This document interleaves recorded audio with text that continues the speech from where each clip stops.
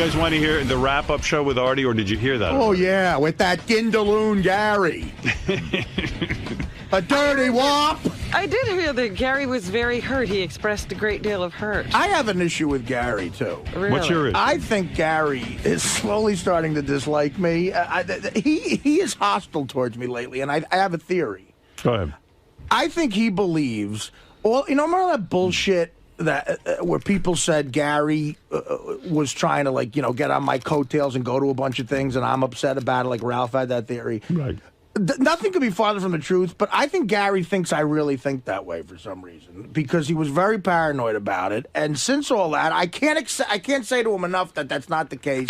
But I think he really thinks that, and he jumps down my throat quite a bit now. See, it's funny. It's funny because I was actually waiting to say that I think that you secretly dislike me. No, I swear I feel the same. Exactly what Artie just said. I feel the same exact way. I feel Really? like there's some weird thing that happened with Artie and I actually trace it back to a particular incident. What? Which I don't really want to discuss on the air that much, but all right. When you you dirty wop. Well, no, I thought that Artie just sort of wasn't liking me. But I thought it was interesting when you said yesterday you couldn't understand why I was disappointed.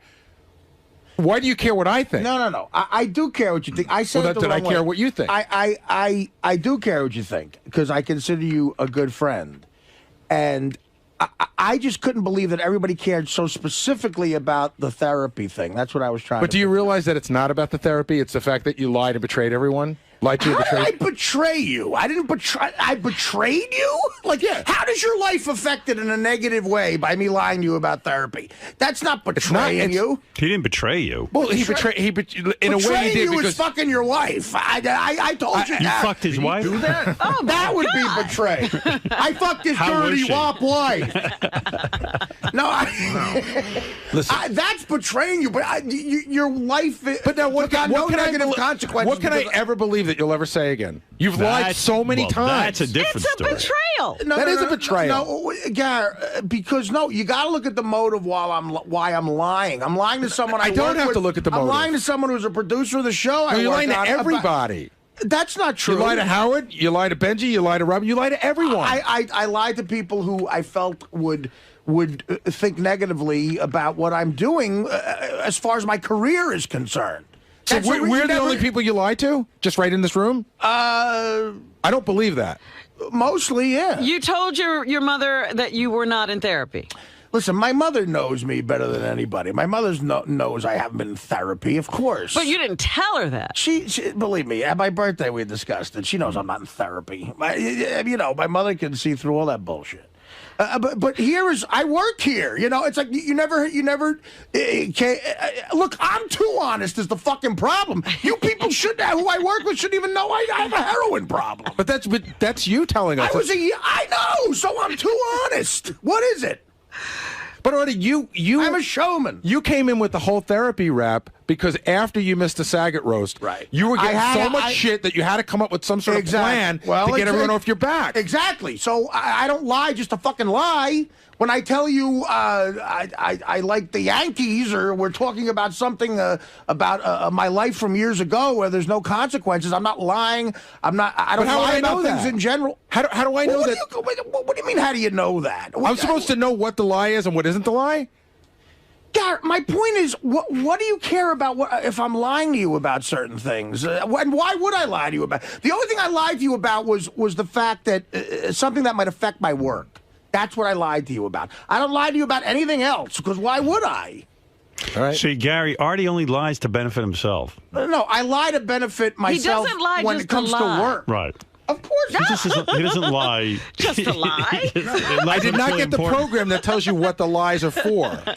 Well, listen, the whole thing with lies, it sounds like some soap opera now. I'm not a liar. 99% of my life, I don't lie to anybody. But when I'm afraid something might affect my job, you lie. I might, yeah. And I might continue to do it. In other words, if you were married and your wife said, "Are you cheating on me?" I might lie. You might lie. There I might lie. You ever told a lie? Of course I have. Okay, well, here you go. You're a liar. You're a dirty wop liar. I'd like to think my percentages are slightly lower than yours. No, they're not, Gar. I guarantee they're not. I lie about things that, if I told the truth, would negatively affect my work life. Yeah, or I've had girls, who I've told I've never been with whores. You know what? Listen, while we're here, let's just get this done with, because what Artie said earlier, I do feel that there's some animosity of Artie towards me, and here's when I thought it started. Okay. Artie accidentally saw my check once. It was accidentally sent to him. God. And I am telling you that after that, Artie started to treat me differently. He thinks he saw something, and it was really weird. I really do believe that, Artie. Well, you know what? I think, I'm sorry, because I really don't, that has nothing to do with it. I can't believe that's what you just said. That's not even on my mind. But talk about fuck-ups. I got mailed Gary's check. And then here's... Okay, so...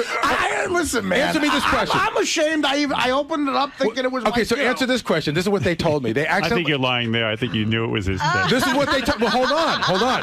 This is what I'm getting. Just so you know, Artie. Yeah. What does that They mean? claim that they accidentally mailed my check to Artie. Yeah. They claim that they called Artie in advance to tell him that was the case. I think it was Artie's mother. Right. And to please just not open it and send it back. And then they claim he opened it anyway. No. Which I don't know that I believe that. I don't want to believe Garrett, they're covering their ass, man. Yeah, I don't want to believe They're covering their fucking ass. You don't think they're made that him organized to actually call Artie and say, don't open up the check? They sent the wrong They check. sent my check to fucking somebody else. I don't know. How would they know after the fact that they sent the check to the wrong location? I would never in a million years do. They found out they sent the check to me because I told them. I mean, I don't want to. The reason I didn't bring that up is because I don't want to get anybody fired. I'm sure they've been fired already. I don't. Well, You don't have to worry about that. They've just been fired because... not the names I heard were involved with it, Oh, yeah. and I don't want to get them fired. But there is a part of me that does believe on a smaller level that... But what about your check would make me mad? That you might have thought it was too much. I think it's too much. Garrett, you know what, buddy? I think Actually, you're I hate underpaid. you. How's that sound? But the other thing is, you know what? That's odd. That's a surprise. No, I never. No, absolutely not. the other thing is, there is a part of me that does believe that, once that thing was planted in my head about me piggybacking on you, I know, dude. I start to wonder. And and listen, Yeah, you and didn't I help couldn't it by tell you making a what- joke every day Well, Garrett's my before we job went to to make Afghanistan. jokes. I can't sit here and just He can't be nice to you I all got the you. time. I got you. It's like Ralph calls up the wrap-up show and goes, "Oh, now you're gonna make jokes." What the fuck am I here for? I'm not here to get analyzed by people. I make jokes. I'm Artie the joke man. Are you making jokes now? Already been joked. Well, tell a fucking joke already. Okay. So He palmonomic. You ain't got the brain. You was born. So this guy's reading a book in bed. He dips his finger in his wife's cut to turn the pages. Give Rodney a chance. Get ready to tan. Cunt! No, what happened was that was planted in your head. And you know what? People play people around there. And there's certain people who know how to get my goat. They know how to get your goat. They saw you were bothered by that, and Yes. they never fucking stopped. And I couldn't tell you enough. We were on a military jet from shit stand to fuck stand, and I'm going, God, I want you to be here. I love that you're here, and I really was. And he But, wrote- he I heard you wouldn't love that he was there. Well, See, he kept doing that. See that? Yeah, but I heard. well, I that's heard what he actually. I heard. He kept doing because that. some guy who may or may not pick out his shirts told him that. Yeah, you may be lying right now. I'm not lying. I'm not lying. You sure? Yes, Greg, I'm your parents positive. just called and and said you're lying. And I'm in therapy. And the other thing is, there are people around here who would stop by my office Of and say, you know course. what, I think... Yeah, I heard that Artie think said that- there were much better comics. You were taking up a slot. That's what I had heard. Much better comics. He didn't take up a better He comics? didn't actually- take up a comedian spot. Yeah, I took up Artie's friend's slot, who inevitably wasn't going to go anywhere. Actually, yeah, because it was a long story. So you were happy to see Gary in Afghanistan. Let's clear that up. Absolutely. Absolutely. I swear to God, I'm telling the truth. I believe you. I'm an atheist. I'm telling the truth. I think it all worked out there, and I think that I didn't... Hold it. It was a I have great to interrupt trip. this. It was a great trip. Artie, Heroin is on the phone. of course. Heroin, hi. Shit. Heroin never lied. Good morning. Good Hi. morning. Good morning, Heroin. Robin, I'm sorry to inform you Yes. that Artie has lied to you. We were together last night. You were with Artie last night? You and Heroin were together? What I'm calling from his right front pocket. did he do? What did he do? Right then? from, We weren't up very late. Artie did a little bit of me, and then he went to sleep. How grotesque. But I have a revelation, and Gary, I'm sorry to inform you, he has lied to you, too. All right. Thank you, Heroin. I got inside of Artie last night, and he was looking on the Internet. He has graduated. You can refer to me. All right, you were funny for a few minutes. Right. Heroin is not that funny. As soon as he said it, it isn't funny, Robin. You kids out there, remember that. And, no, he said I was on the Internet, too, lame. Hey, Lisa G claims, tell me if this is true. She's a dirty heap. Lisa G claims that when you got Gary's check by accident, you tried to show it to her, and she refused to look. Really? She's claiming that. I didn't try to show it to Lisa her. G, is that true? No. Here's what I did that was She horrible. says Artie showed her Gary's I'll tell you the check. day it happened. What? Lisa, is that What true? is going on around That here? is. Uh-oh, here's Lisa. I never physically had Gary's check. We at your birthday party at John's Pizzeria. I was sitting there with High Pitch Mike. I never and you physically had said, Gary's "I check." have Gary's check. You want to see?" And I turned away, and I think High Pitch Mike saw I was it. busting her balls. I didn't High have Pitch Right, Mike like saw it? now we really believe Well, you. I didn't physically have Gary like I brought it to the pizzeria. I would. You were carrying Gary's check around? Yeah, that's what I did. Lisa, I was Yeah, kidding we with really you. believe you now. Lisa, first of all, Lisa, you seem upset with Artie now. you're a because- dirty little he. Lisa, you were going to date Artie at one point. You were thinking about You it. thought Artie was a catch. Now that you found out that Artie's lying about therapy, you seem angry. Well, you know, I have my file, and I revisited it yesterday. Go ahead. What's in your file? All the lies that he said. When I followed him around with my microphone on TV, I've got a nice big file. May Really? 4th, 2006. What did you find? Artie says I have a nice ass. Nope. Lie. What? What specifically? Yes. Yeah. I don't want to say until I need to. Until Okay. that time Well, no, comes. just blurt it out like you do everything else. It's not going to be a good ending.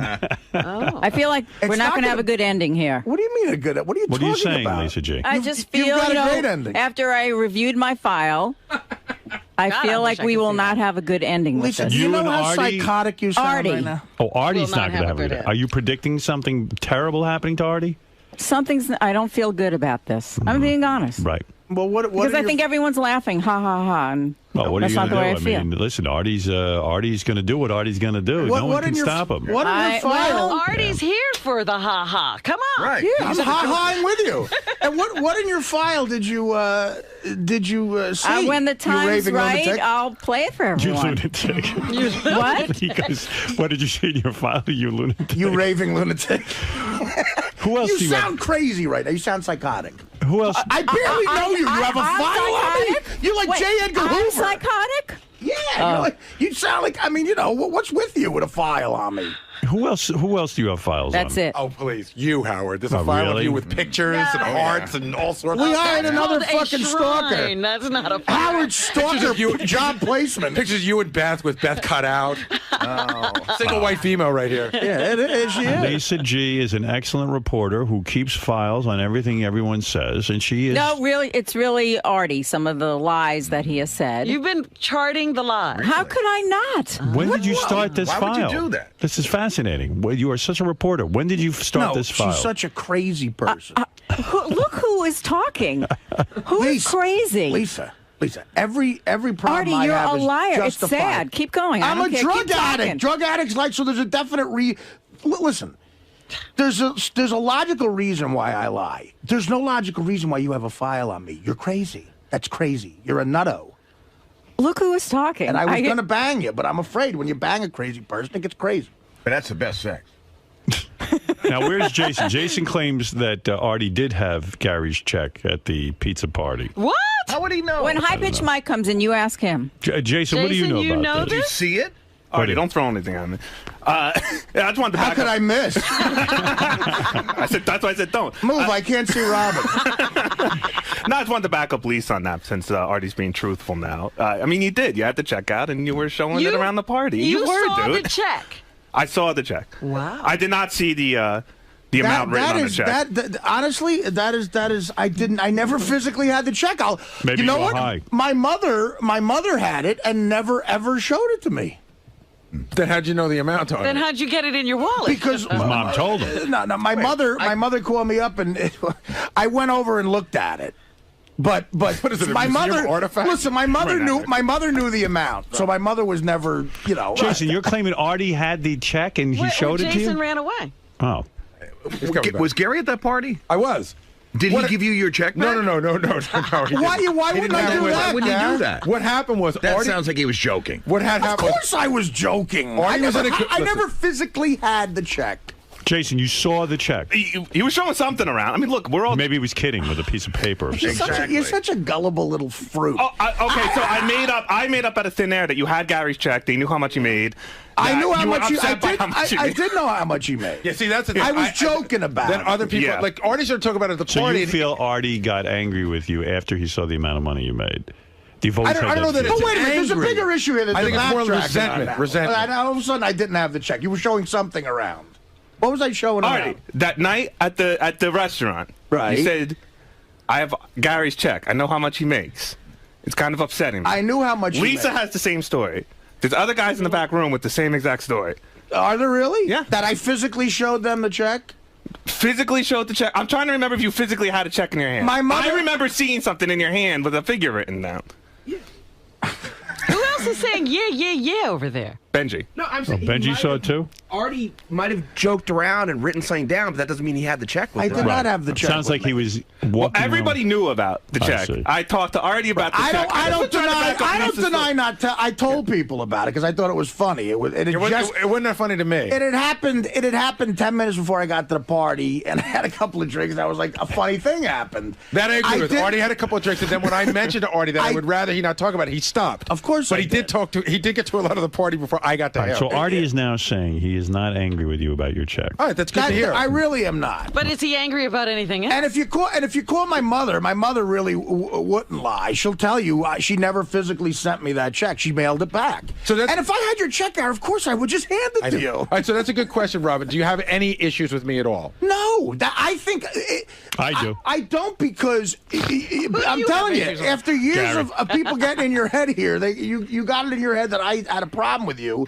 and I think you've been like snippy with me lately because of it. And, No, I mean, I'm upset about, aside from all of that, I am upset about the way you're acting just because of, again, you're making me sound like I'm gay. But I do I'm care. not, you are. But I care about you a lot. I to the care point- and about you a lot. And if you said I need to leave the show for 2 months to go get better, I would say that that's a great thing. I would rather lose you here and keep you in life than just have you fucking come in here every day. But now and you just- couldn't be sure he'd be getting the help within that 2 months. That he is might true. just be taken on. That is true. He At might the be end of the just day, relaxing. Yeah. Artie, at He the end of might the be day, in Italy. it's about you. No, I sounds know. gay. That was, and when I tell you, here's the thing. See, so now when I tell you I believe you care about me that way, you'll go, you're lying. Like I don't know what to say. No, man. but when you- I understand that. Artie, do you believe that Gary... You want to know how much Gary made? Yes, please. And write it down on a sheet of paper, and then I'll pass it around. Matter of fact, I do want to know what he's up to. But do me a favor. He's underpaid. Is he? Okay. First of all, I don't even know. Here's a funny thing. I don't even know That what doesn't it, sound like a real applause. I don't even know what it was that Artie saw, and I don't even know, what check he saw, whether it was for what period of time. Here's what I'll. So I don't know what's in his head. Here's Can what I I'll say admit to. something? I swear to on my father's grave that I did not have that check at that party. And I would have given it to you if I did. What I will admit to, which I should have showed more willpower, was my mother gets my checks. And she called me up and she said, "Listen, Art, I feel bad. I was sent Gary's check instead of yours by mistake, and I just ripped it open a lot, and I looked at the amount, and it was a different amount than usual, and I started looking about why it would be that way, and she saw Gary's name. Right.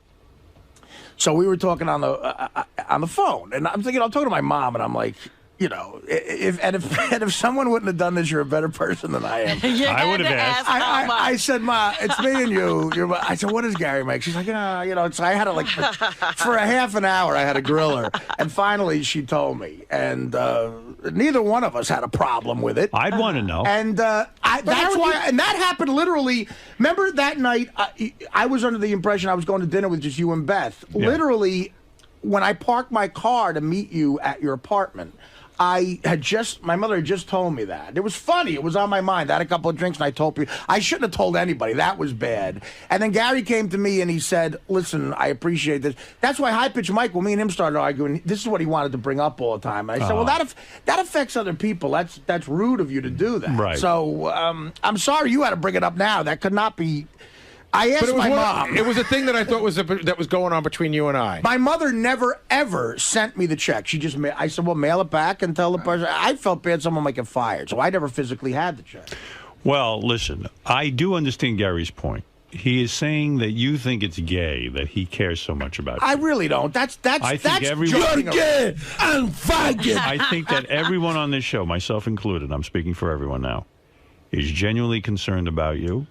I think you know that. I believe that. Sure. I can tell you I love you. I know that Gary does, and I don't know about Robin, but yeah, Fred, there seems to be some question. Yeah, Fred, I don't. I know Robin. Fred, I don't really. I get.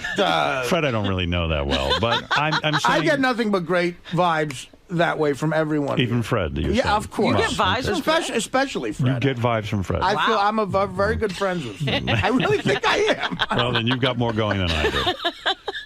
But anyway, and Benji. I think what Gary is saying is that everyone here genuinely loves you, and that no matter what kind of help you need, we'd be supportive of it. Right. If in fact you do need help. And so that's all he's saying, and he thinks sometimes you mistake that for either him being gay or for him, like you're like, why would you care so much about me? But he really... I know for me, I really dig you. I think you're a great guy. I don't want anything bad to ever happen to you. That's all. And we see you. I mean, I feel okay. Listen, first of all, and not me coming down on Gary's side may make it sound a little gay, but when you love somebody and you set them free, right? But when they tell you they're taking some steps to do something positive in their life, and you're trying to support them in doing that, and when they don't, it's frustrating. And then they tell you that it was all a lie. It's a letdown. All right.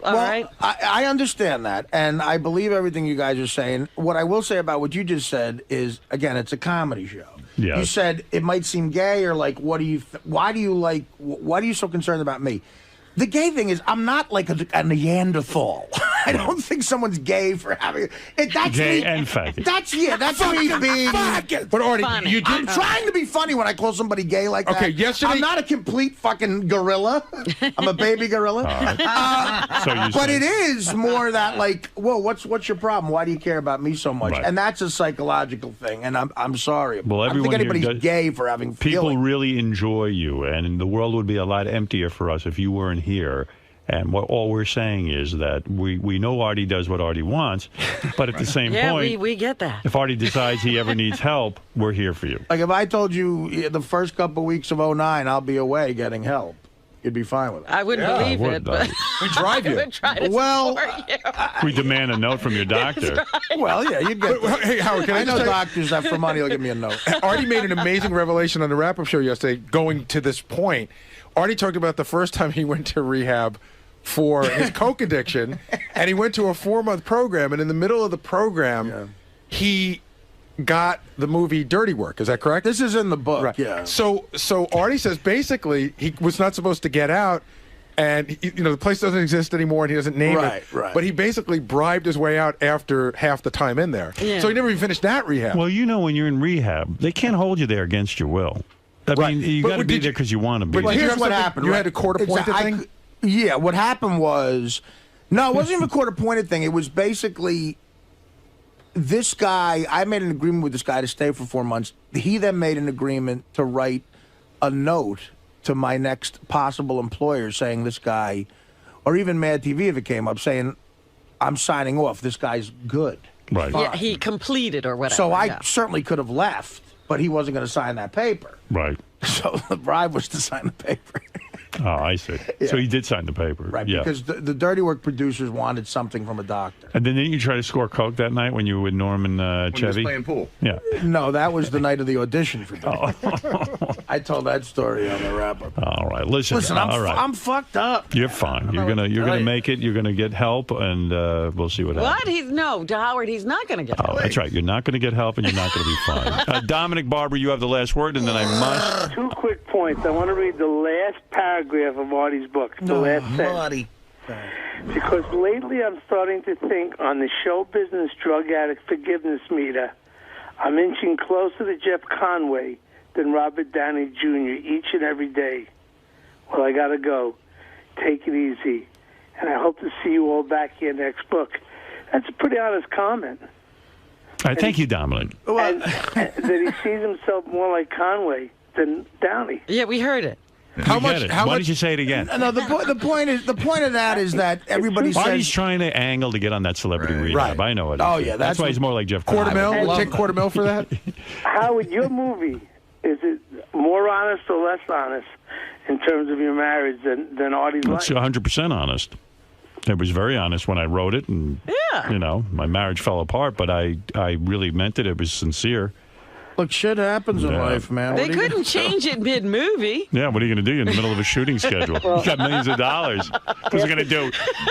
Ivan said to me, you better hold your marriage. I remember when the movie was in, he goes, you better hold your marriage together. He goes, this is a movie about how good you're doing. Right. I said, okay. How long do I exactly have to hold it together? He goes, at least 2 years. I go, oh, wow, okay. Oh, I can't see marriages breaking up. However, for my Christmas party, I'm inviting everyone. Anyone coming? No one likes you. When is it? At your house? Where is it? At your house? At my home in Glen Cobra. I'm having catered by Bernard's, a famous place, and I would love to send a car for whoever wants to come. Thank you.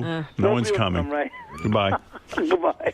I bet the food's going to be good there. Yeah, he has good food. All the right, point of that comment is, like everybody tells you the show business is a forgiving business. Well, it is if, you're Robert Downey Jr. Right, yeah. But even he had to prove a few things. Well, that's what I mean, but he kept being amazing in movies, so he kept getting part. We're still waiting for Jeff Conway to be amazing in anything. Jeff has only been amazing in rehab. If you're not talented or bankable, they're like, well, listen, we don't forgive you. That's right. I'm watching Celebrity Rehab. Jeff Conway goes, I want to get back into movies. I'm like, what part is it where the guy can't stand up straight? I can't even. Hunchback in Notre Dame. He could play that. He could play Scrooge, right? That was so. I watched that last night. That was so painful to watch. Like Conway, man. Again, he stepped up when Gary Busey got boring, right, and took over again. Like that one part where he's saying, because I can relate to it so much of the fear of that happening to someone in show business. Like, I can't stand the failure. He's letting it all out. Like I can't. I want to act again. He goes, I want to win an Academy Award. I want to win the Oscar. Please. And Dr. Drew has to sit there and go, I think you're going to do it. Maybe you should be a teacher. I got to tell you, they say Mickey Rourke is going to be nominated for an Oscar for that movie that he's in. He's never been in Celebrity Rehab. He should have been, and I would have thought he could never be in a good movie again. This is all fascinating, but I must take a break. I have such a funny story about that movie the next time you have time, the Mickey Rourke movie. I want to hear about that. The wrestler? I have a good story. Were you up for that? I auditioned for it's really it's a typical story about my life, and addiction comes into it. I can tell it quick. Okay, go ahead. All right, the guy who directed that and I think wrote it is a guy named Darren Aronofsky. He did a movie called Requiem for a Dream. Did you ever see that? Yes, great movie. Unbelievable movie. And so I haven't taken. I used to be great at auditioning, man, and I suck at it now. And this guy called me up and said, Darren Aronofsky personally, he says he wants to see you for this movie, The Wrestler. Right. At the time, Nicolas Cage was doing it, not Mickey Rourke. Oh, this is many years ago. No, this is just last year. Okay, Nicolas Cage fell out, and I read it, and it was like with Nicolas Cage, I didn't want to do it. I was like, it's just going to be. I'd rather do the Howard Stern show than be in some shit Nicolas Cage movie. Right. Then they Thank said, you. Then they said, Mickey Rourke's going to do it, and I said, you know what? Now it seems interesting to me because I read the script. Right. I said, now it turned into a movie that I'd want to be in. And so I went and I auditioned for this guy, Darren Aronofsky. He's a younger guy. I don't realize he's a little bit younger than me. I really took it seriously, and I had what I thought was a great audition. It was for the fifth lead of the movie, a sleazy wrestling promoter in that world, and he had all the scenes with Mickey Rourke. So I went back another time, killed again. Then I went back and did a screen test. This is all in New York, killed again. So my agent says to me, Aronofsky really likes you, and it's between you and one other guy. I said, who is it? He wouldn't tell me. Probably Robert Downey Jr. You're right. Yeah. I'm dying to see the movie. Right. Because you don't know who. Do you know who got it? No. It's one of those things where I just put it out of mind. And they made it quickly because now all of a sudden it's out and right. So I'm like, wow. So it goes right to the end, and my manager calls me back and goes, the other guy got it. And I'm like, oh fuck! It was really like almost like God fucking with me because I wanted it now. They got me into it. Right. So I'm talking to my buddy David Herman, I was on Mad TV. Now this is where my buddy David would probably remember this, but I was all fucked up, and I don't know how true this next part is. He talked to a friend of his, and he said, his friend said, doesn't Artie remember Darren Aronofsky? And I said, what are you talking about? He goes, when I was at Mad TV, back in 1996, we go out to a Hollywood party. This is this kid telling me the story. Yeah. And Artie was really fucked up. It was one of those times where you had to pull him out of the party. Right. And this kid went to film school with Darren Aronofsky. He said that in this party you claimed that this guy Aronofsky, this is before Requiem for a Dream, about a year before it came out. You claimed that this guy was looking at you wrong, and you kept hitting him in the head and punching him in the face. And I said, what? He goes, you were abusing this guy, calling him like a film school fag. And wow. Maybe he did this to get back at you. That's what I'm thinking. So he said to me, do you think he could remember that? And he's just fucking Sure with he it? would. Who would forget that? Some guy smacking me in the head, I ain't going to forget. I said, listen, I don't remember. Can't wait to get that guy. Right. I said, listen, I don't remember this. Wow. And what an elaborate plot to fuck your head up. Well, it makes sense since the guy that got the part looks nothing like Artie. Right. Yeah, completely physically different. Again, but you see, I don't. Maybe there's a chance he forgot it because he didn't forget. Because he thought you were that guy. Like maybe he thought, wow, he'd be perfect. This for the part guy's 'cause he's such a scumbag, such a dirtbag. Yeah. But he was so nice to me in the auditions and never brought anything like that up. So. I don't know. Maybe that's it's a very dark way to get back at someone. That would be almost criminal mastermind. Yeah. Have you seen some of his movies? Marissa Tomei. He seems like he'd be that kind of guy. Wait, everyone's talking at once. What is that, Fred? Have you seen some of his movies? They're very intricate. They're very cerebral. Right. Well, very plotted out. He seems like he's that kind of guy. I love Requiem for a Dream. It's a great movie. Yeah. Yeah. Really and amazing. that's about as dark. That's about as depressing as a movie could possibly be. The ending. Did you show him Gary's paycheck when you auditioned? So now I'm thinking but this other kid was a film student and an editor, and while I had a problem back then, I don't know. It's like there's something.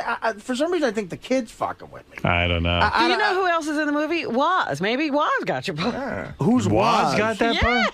Wow. Who's Waz? He's a guy we know. He used to work the door at. The doorman guy. Doorman. Howard, Marissa Tomei's in the movie. She does a lot of. I was just looking at pictures of her yesterday. Full frontal nudity. Look at this. Comedians Todd Barry and Judah Freelander both got parts in this movie. Yeah, Judah. Yeah, is, I see Judah Freelander. I think in an elaborate way to fuck with Artie's head, they gave parts to every comedian out there, and Waz. And a doorman. If they wanted to get back at Artie, they would have given a part to Levy. Judah and Todd are great friends of mine. Judah's a great actor, actually, though. Right. All right. Listen, I'm sorry to hear that you were rejected, and that goes back to your point about Jeff Conaway. He can't take the rejection. The rejection sometimes is very hard in show business when you get that close to something, and then you blame yourself for not getting that part, and you don't know why. You sit there and you go. And you know what it could have been? What more could he have done? It could have just been that the guy goes, I see an older guy. You know? Or, the physical thing is just not the right And that's a great story, obviously, that I just told. But to me, I don't believe it. I really don't. I don't think that happened. You don't believe that he just was fucking with you? I don't believe that. I don't believe I slapped him around. Okay. I believe I might have met him. I really do. I don't know. Like this other kid might. I still believe you're going to a therapist, so I don't know what to believe. This other kid might. I don't think he does heroin. How's that? This other kid might dislike me for some reason. Who knows? Somebody's fucking with you. Yeah. All I know is that's true. I'm not going to see you in the movie. Yeah. Gary, where does this leave you and Artie now that all this has come to the forefront? Well, Artie says he's not mad at me, so I guess I have to take him at his word. But in all seriousness, it probably. I'm glad we got it out of the table. It probably merits an off-air conversation. I'm not sure how much different it will be, because Artie doesn't like to talk about stuff like this off the air. But since it's obviously an issue for both of us, we both have the same feeling that the other one is harboring some resentment. It's probably we probably should talk off the air. Can this relationship be repaired? Yeah. Can you guys get back to where you were? No, totally. I mean, I don't know. I mean, we can get back to, I don't know. I mean, I'm having a trust issue on top of it that has nothing to do with how we feel about each other. Now, the trust issue, even if everything was great, it would still be a problem. By the way, did you hear the big promotion for Artie Dashline? Sopranos. Of course, it was a huge disappointment. I don't think any fan of The Sopranos who has just stuck with it for as many seasons as I have, right from the beginning, wouldn't be disappointed. When my screen went black at the end, I thought there was something wrong with the cable television. Right. Didn't you start thinking, oh, my, are the lights going out, or did cable just break? What happened? Yeah, I didn't know what was going on, and I was not satisfied. Me and my mother were able to play an amazing trick on my sister. Like, because we were on the phone together. We said, let's see if we can get Stace to...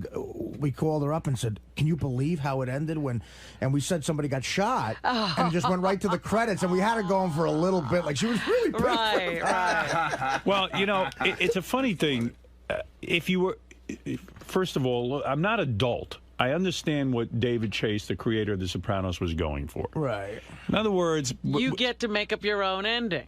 And even beyond that, what was so effective about it was that, yes, life goes on, as he kept reminding you through the music, and the fact of the matter is some things will never change.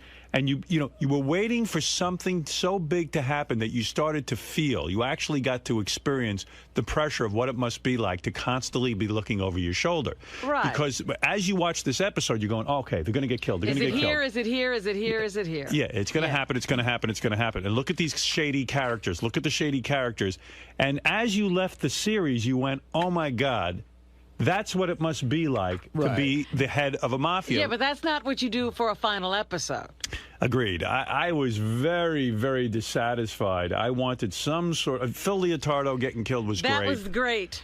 That's, a creative way to kill him and have the car roll over and the whole thing. Well, the Uncle Junior stuff I loved. Me too. Yeah, no, he went back. He had closure with him. And the great thing about The Sopranos, too, is they add, after a violent scene, they add something that as a button a lot of the times it's almost more horrific. Like, what if those two little babies died too? Right. Like, which I love. That's really a unique thing to that show. And there's amazing little things that were great in it, like fucking Paulie with the Virgin Mary thing, and Tony going, God, you should have told us, we could have made more money. But the cat was ridiculous. The cat thing, well, I think he was funny with the cat. I like the cat. It was a little bit funny, but then it didn't mean anything. Paulie Walnuts deserves some sort of fucking Emmy, man. He's great. He was the kid's car on fire was funny too. But here's the thing. And that chick is hot.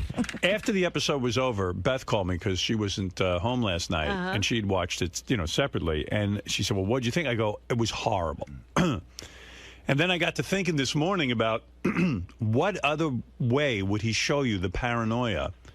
So I'm going to give it...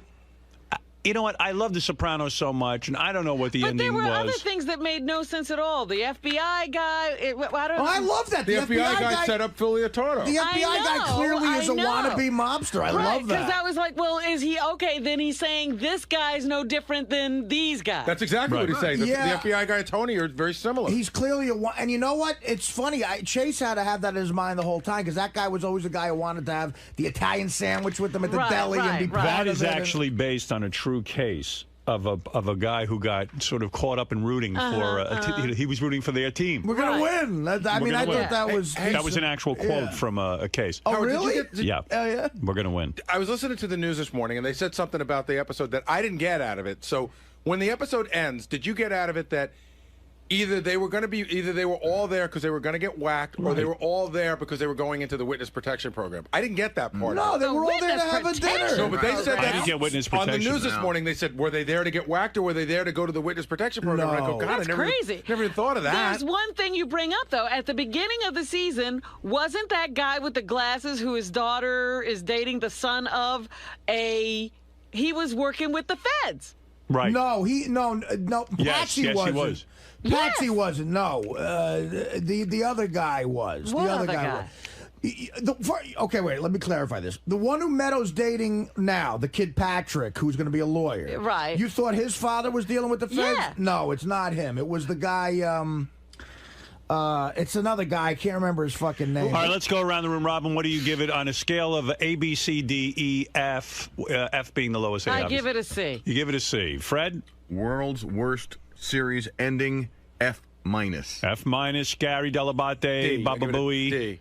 D? Yeah, as in D, as in Delabate. In Delabate. Yeah. Wow. I wasn't happy with it. I really was. In fact, I got confused last night. I'm not even sure which is the kid that went to the feds that turned on it. Was that Doogie Howser's No, town? Carlo's the guy. It was very confusing. Carlo's the guy who, he's the other guy who's always hanging with him. The kid that was on the Doogie Howser show. Right, Vinny Del Pino, Max Casella? No, that's not Carlo. See, Carlo was a captain. Carlo's the other guy who's always with them. The face you always saw with them.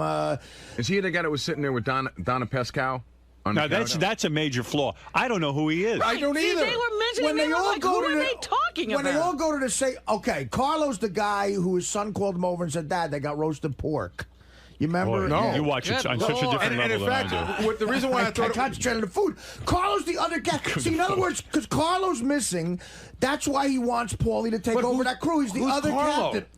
I don't remember Carlo. I didn't either. When they said How Carlo's did you not remember Carlo? The guy who Are you looking at three people who watch a show from day one who don't know who Carlo is? All right, I'm sure. Remember when they all go to the safe house in the episode before, and it's Paulie. Paulie's there, the big fat guy, and Carlo's the guy who orders the pizza. He goes, "You want to order a beef?" Oh, that guy, sort of nondescript guy. Right. I don't remember. That kid's kid was hanging out with Patsy's other kid. Oh, for Christ's sake, forget it. I don't remember. It's such a simple thing. It's not. No, it's not. All right, look at me.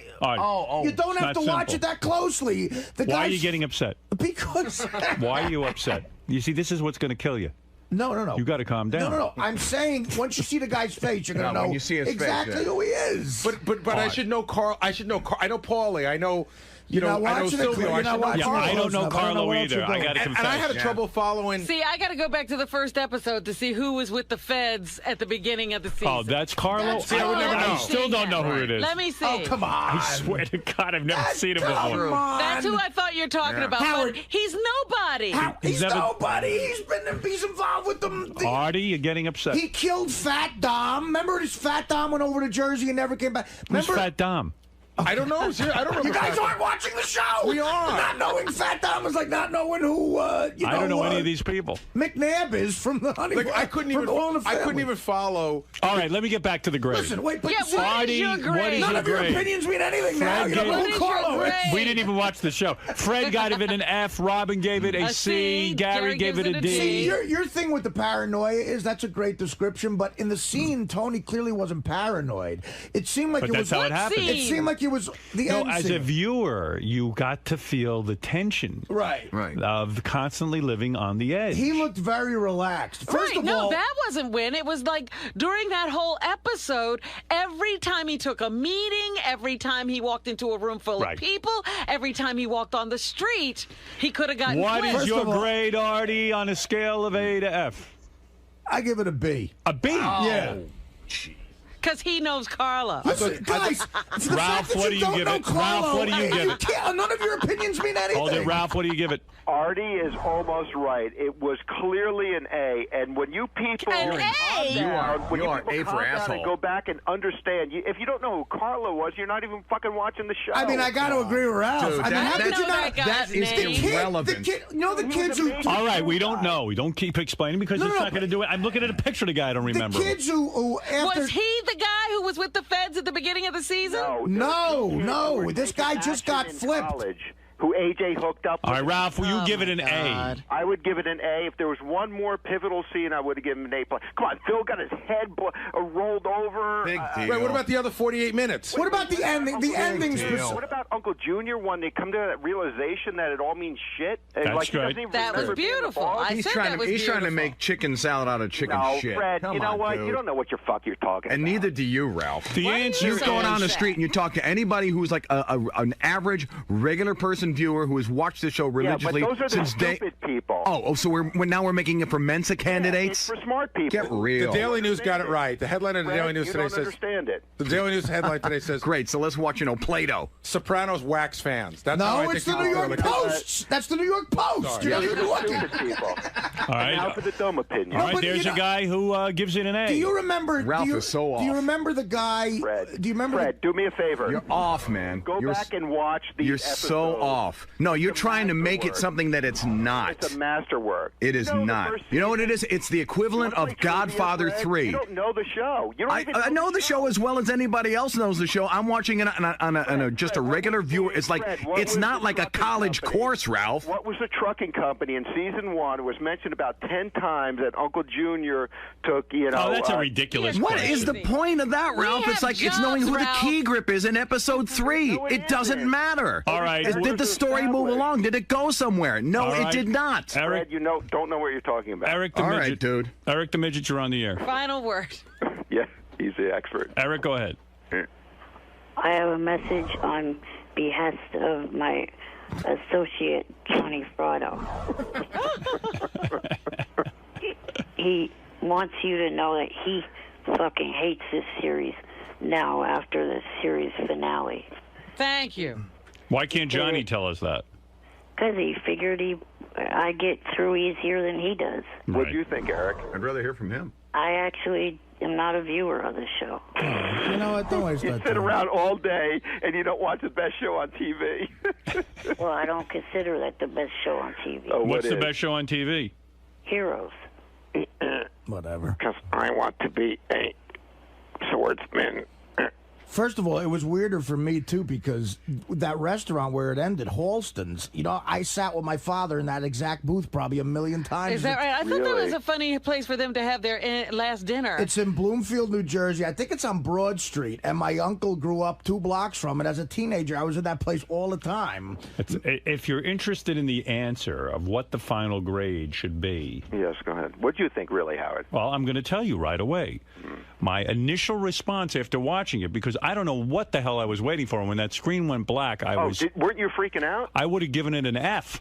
But I have to say, I woke up this morning thinking about every scene and thinking about the paranoia that I really felt paranoid the whole episode. I was so on edge. I was sick to my stomach. I was getting sick. I was like, uh-oh, something's going to happen. Something's going to happen. And this must be the paranoia. I'm going to give it a final grade of a B+. It was unsatisfying. But it was not the episode. I wanted revenge, and I wanted to see killing. The other great thing, I wanted to see an old-fashioned mob movie. You want to see everything you want to happen. You know what I mean? He left you wanting so much more. I gave it a B+, which see, is... without knowing... See, here's my It made me wish that I hadn't watched this Artie, entire you season. say that in the last scene, he seemed very comfortable, but that guy going to the bathroom, you know what? You think that's a hitman. I felt the same way you did, Fred, but I felt he did a Francis Ford Coppola. Coppola got us like the goodwill of Godfather 1 and Godfather 2. And then he made Godfather 3, and it was like the biggest letdown of all time. It's the equivalent of at the end of Godfather 3, when Michael Corleone... Could you shut up for a fucking minute, Ralph? I'll hang up on Ralph. He's just talking underneath you. It's like at the end of Godfather 3, when Michael Corleone just like falls down in his chair dead. Right. It's not with a bang, but with a whimper. It's the same thing with this. I think he was too clever for his own good. See, I disagree in the sense that, and I'll get off this in a second, but if you don't know who Carlo is... If you say that one more time... Tony is paranoid about something. He's paranoid about what did his lawyer say? Family. It could have been a stripper. Let Artie finish his thought. He's never going to get off this otherwise. Guys, Tony's more paranoid about the feds than anything right now because he's about to. They think he's going to get indicted. And the reason he's so paranoid is because the guy they flipped, Carlo, knows everything about him. I mean, he's like Paulie. Okay. So his kid got busted for ecstasy. Clearly, that was leverage they used to flip the guy. So Tony's telling Carmela, listen, they're going to indict me. She said, you talk to your lawyer again? He's like, yeah, Carlo's going to testify. That's not just some little guy. That's a guy who knows his entire operation. That's nothing to hang That's what he's worried about. In the end, you can't hang the whole 8 years of the show on that one little episode. So what does that mean, Artie? He's not an insignificant character. All right, but it doesn't matter if you know exactly who he is. You know he's important. You know he's Carlo. Wait a minute. We know that was an important flip for the feds, and that's why the indictments are coming down. We didn't miss that. Artie's going to quit again. You better calm down. That's what he's more paranoid about. I just didn't know who Carlo know. Artie, you got to leave the show. That's what he's more. I know why he liked the episode, because it ended in a restaurant. That's what he's more paranoid about right now. Is the feds, not the hitmen. Let me say one more thing. Stop. The point is, he's not paranoid about that. He knows that's going to happen. The point is, it was such a great relief that it was just an indictment. He wasn't getting killed, and his family wasn't getting killed, and you felt a sense of relief. That was fucking great. All right. Now you're making shit up. Eric the Midget, what do you want to add to this? Anything, or are you done? Well, I also wanted to say, I was wondering, is there a over and under poll for when Artie will fall asleep today? Yeah, touche. If you're on for longer than 2 minutes, yeah. All right, let's. Eric's got some good lines. It's just your delivery, man.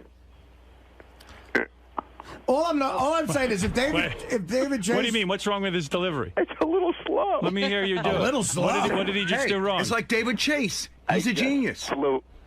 And are my arms tired? You can't stop doing it. Eric, you there? Yeah, I'm here. Waiting for your dumbass to shut up. Hey-oh. All right, thank you, Eric. All I know is if David Chase was sitting here and you guys didn't know who Carlo was, he would have said, listen, I don't even want to talk to you anymore. Listen, if David, can't be serious with this Artie, argument. if David Chase was in there, they all change their tune and kiss his ass. No, For I a didn't. number of years, he's been incredible. I gave it a positive review. Yeah, you gave it a very good review. Robin would just fall right in line. I said it was a C. I didn't really pan it. D. Now you were like D. Oh, it sucked. Now you're like up. No, with I me. did not say D. I said C. I gave it a B. I didn't give it an A because it didn't give you that, that incredible, like, whoa, Right. what the fuck just happened? But as a piece of, art or work, I think it makes you think, and it was interesting. Let's go to Gary in Cleveland, Ohio, who wants to chime in. Go ahead, Gary. Yeah, you've got to understand. Excellent ending. And if you remember, Tony and his brother-in-law are in the lake, and they said you never know when you're going to get it. Right. We were third-party viewers going into that restaurant. We're watching that thing. We really did get whacked as viewers. That was the end for us. We did feel the paranoia. We saw it. We never saw it coming. But that's exactly. All right, Gary liked it. But Gary, unlike the other Gary, makes a good point. Now let's go to Mike. Mike, you're on the air. Hey, Howard, how's it going? I was just wondering, do you think with the way the whole ending played out that would dovetail directly into a Sopranos movie? Well, there is talk of a Sopranos movie, actually. And Yeah, John was saying that this morning. He thinks since they left so much on the table and so many people are still alive. They could do it. And if I was James Gandolfini, I wouldn't run from the character Tony Soprano, because I got news for you. He is like Beaver, like anybody, like Superman. These people are typecast, and absolutely, he's stuck. And he should do it, and he should milk it. And you know what? People love it, and don't be so uptight about it. Let's go to Eric. Eric, you're on the air in Albany. Hey, Howard, how's it going, man? Good. Hey, I got to tell you, Artie, I love you, but a couple of weeks ago when you were debriefing the Soprano show and you're going through everything Phil said, you called Paulie Gualtieri Paulie Viltieri. And it's like, no, I didn't. Like a big fan that you did. And I didn't. I didn't say Viltieri. You said Viltieri. I didn't. No, I didn't. He might have been asleep, but anyway, guys, just want to chime Thank in. you. I love you. The show's great. You're the best. Thank you. John Hine, you own the, you used to own the website jumptheshark.com. What are they saying? People are pissed, but of course they're going to be pissed. You want that great finale to live up to your expectations. What do you think, John? Here's what I think, Ralph. There's no way you can give it an A+, and I'll tell you why. I said A. That last scene, all I'm thinking is they're going to whack this family. I can't believe what they're about to do. This is going to be incredible. But who would have done that? That would have been awesome. Who would have ordered that? Yeah, Think about it in your head. Who would have ordered? They made peace with the other guys. Phil is dead. Yeah. But they Paulie clearly is just said, "Look, I'm in your allegiance forever." Who would have ordered that hit? You didn't know they made peace. They were questioning that. Yes, they did. No. Come on, they said we're backing off. No, they were. His head run over. They were questioning. No, not that Phil. His head run over. No, not that Phil got whacked. There was a scene later when he was talking to Paulie, and they weren't so sure about New York. They said, and actually he said it to Carmela later. He's like, he wasn't sure. What does that have to do with the ending? Because at the very end, you want some kind of payoff, Ralph. And I You don't want resolution. And I don't want we're going to leave it up to you. That's my own personal That's bullshit. opinion. I think I agree with Fred. You feel it's a cop-out. It's like build it yourself. If they had shot Tony, it's like, why did they shoot the last 10 minutes like blank screen and let everybody in the audience imagine their own fucking ending? If that guy in the members only jacket comes out in the bathroom bathroom and blows Tony's head off, right? And that's how the show ends. Yes. Who do Fred's you got a think? good point Who do you there. think would have? Who do you think ordered that hit? I don't want to do-it-yourself show. I want the guy to tell me the story. John, was it great when Agent Harris tipped Tony off? Absolutely. Was it great that scene with Uncle Junior in the hospital? I think they could have ended the Was that show. great or not? I think they could have ended the show With with the the Uncle scene Junior with scene. Uncle Junior. Like right there. Yeah. I would have been satisfied. But then don't have Meadow parallel park, build And up all what this was that tension, all about? Journey For playing nothing. That's playing in the creating the background. tension we're talking about. Attention For to nothing. Yeah. You're going to Take it, see Artie. it in 2 or 3 years when that movie comes out. Let's go to Fafa Fui. I What do just you want want to to tell say? you that because all the guys have been asking me. So the thing that Kid Chris told me. Oh yeah, I was going to say. And this is how it. Yeah, I wish he'd tell. I mean, how could he ruin it? Nothing happened. But it really ruined my viewing experience when I tell you. So with 3 episodes left, he tells me that Meadow is going to get whacked. Which is a very interesting thing because you believe that Phil Leotardo. So he didn't know shit. But you believe that Phil Leotardo's so mad at Tony that he might go after his family. So all I'm doing is watching the last 3 episodes, and when she's parallel parking, I'm just waiting for the fucking gun to hit her in the head. Right. Hey, And nothing Gary, happened. Gary, you always get duped like computer viruses. duped? Like somebody hits you up and like tips you off. What was the thing you knew, Howard? Oh, I knew that Bobby Bacalari was going to die. Yeah. And Fuck him. Ralph, by the way, how do you get duped when a guy IMs you? That's not duped. The guy had wrong information. It's not that I believed it. It's that now I have to He watch probably it set knowing you it. up. He probably made up some shit, Kid Chris, and then. See, and I then- He said thought- a bunch to JD as well. I thought he was going to. I thought the after that ending, I agree with Howard. Like, what could he have told you? I thought maybe he just said Tony lives. You know. Right. Let's go to Abe. Abe, you're on the air. And he, Good morning. I'm going to make my case in 15 seconds for why Tony is dead. When he was in the boat with Bobby Bacala, he said when the ending happens, you don't know what hits you. And this whole show has been about Tony. From day one, it's always been about Tony. Tony died at the end, and that's why the screen went black. but why wouldn't they show that, as Fred says? Why wouldn't they just? Why not? Well, you because don't it's even have to about show. Tony. Tony doesn't see the massacre and the bloodbath. The bullet happens and it's all over. You can't assume. I see. In other words, That was the screen going blank. Was Tony going blank? But the show wasn't always just from his point of view. You can't assume Howard, that. that guy is wrong, but that's why it's so great because people have like 25 different theories on what happened at the end. So that's Right, what it makes was it the great. best ending possible. It couldn't have ended any better. well, that is an Everybody interesting that- theory that the screen went blank because Tony's world went blank. When they were on the, when they were on I think it's better. I like the other guys. We got whacked because we don't know what happened. when they were on the boat, Bobby and Tony, and they were talking about what it's like when you die, he said silence and black. I mean, so that lends some credence to that guy's theory. I don't agree with him, but I can see where he's And there coming was no from. music at the end either. And no music. Sopranos ends with like some cool song. There was no That was the other thing. No music. But Fred's point is, and show us him getting whacked. Or and you give know us what? You don't even have to resolution. show the bullet. You don't have to show him. You take a wide shot from outside of the restaurant. You see gun flash, cut to black. All right, there you then go. you still Fred. don't know what Even happened, that but you is know better something than happened. what they did. You're right. You'll agree It's a with me in a button. couple of years. It's a period at the end Dominic of a Barbara, sentence. you're on the air. If you remember, Tony, when he goes to the psychiatrist, talks about his father's death. And when his father dies, Tony can't understand because all of a sudden it just happens. And if you remember, they're all at a restaurant. And he goes outside, the father, and gets killed. Tony ends the same. Or he's in a restaurant. Yes, he was. Tony's father gets killed at a restaurant when after the last thing. And your Dominic, point is every what? scene is in a restaurant in that show. No. When Tony's in therapy, the confusion for him is why death had to happen that way. At the end, there's no music because Tony's dead. There's no music. It's all black. When you get killed like that, there's nothing else. How do you know? He's been dead. Oh, you get killed other ways. There's still music. No, but not when You hear like a cool Elvis Costello song? It's the show. It's the movie. It's all from Tony's perspective. Nothing has. No, it wasn't. You can't assume he's dead. The story was always us watching Tony, not from his. He never talked to us He directly. never saw those other scenes with but other that's people. the whole point. That's the whole point of it all is why is there just But black? why should we have a question at the end of the show? We should know what happened. Is Fred's point? I thought it was the side. What happened? I thought there were. You don't know what happened. You think you know. I got out of it that you're living with constant fear. The most unrealistic part about it was We don't know that he died. The most unrealistic part about it was that there were black kids in Halston's. I've never seen that. There's nothing resolved. His sister's not resolved. His uncle is not resolved. Are you kidding? His sister is all alone again. She's been alone finally before. found love. Yeah, but she was plotting to get Uncle Junior's money like she usually does, and he made sure Uncle Junior was going to leave it for the kids. How about this theory? And this is a crazy theory. How about there was actually a blackout last night, and we never got to see the ending, that there is a real ending? And it came back on right at the credits? Yes. That's a good one. I like that the best. You like that? I'm praying that's the way it ended. I'm jumping up and down, hitting my TV. Then I can't wait for one of the replays this week. Did you hit your TV? I thought something was wrong with my television. I was freaking out. I thought my TiVo went out. I'm hitting the computer box. I'm like, yeah, did it cut it off early? I went into a total panic. I ran downstairs to my other television, checked, made sure that one was okay. Mike, you're on the air. I was watching HBO for a half an hour after it, hoping someone would whack John from Cincinnati. Please. How bad was that? I don't know. I haven't seen it. You know what? That was a bad time to premiere anything. We're all thinking about the episode. I don't have time to get into John from Cincinnati. That's why it's an A. I agree. Look, Ralph, I gave it a B just because. You gave it a B+.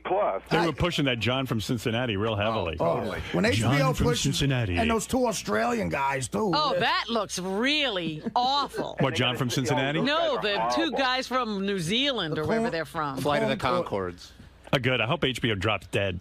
Oh, they have no chance. Yeah, even that Entourage is getting kind of pussy. Yeah, this season wasn't all that great. Yeah, they're having too much fun. It's like, fuck you. Ralph, it's a good episode, but it's not an A. It's not. It's a B+. What do you think it is, John? I'd give it a B.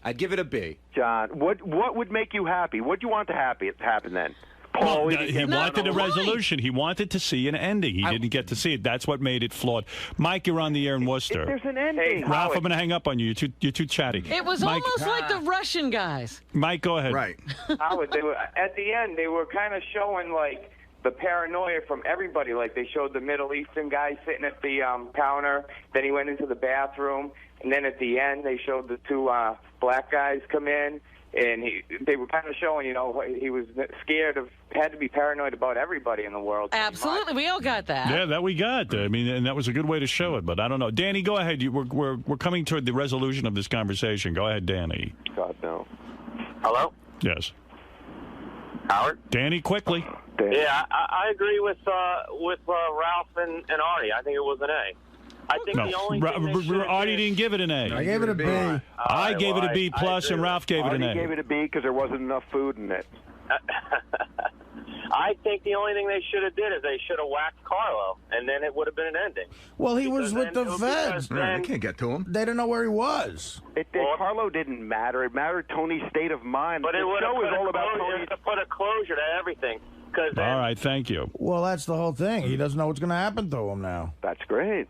As the lawyer said before he got the ketchup bottle grabbed out of his hand. hand. That was funny. That's why we try these cases. Johnny Fratto, you're on the air. That was funny.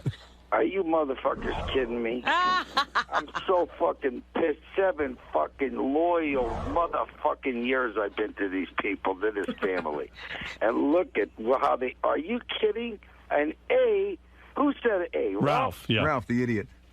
Yeah, Ralph, what the... I wish Ralph was my teacher. Johnny, you're one of these people who just sort of watched it with half an ear and half an eye. You don't know the ins and outs of the show. Oh, he doesn't know the ins and outs What are of you the saying, mob Johnny's either, not right? smart? What are you saying? Johnny's not smart? No, he doesn't know that. He makes a good living. He's sort of What do you mean smart. about the ins and outs? Johnny, you don't know the show.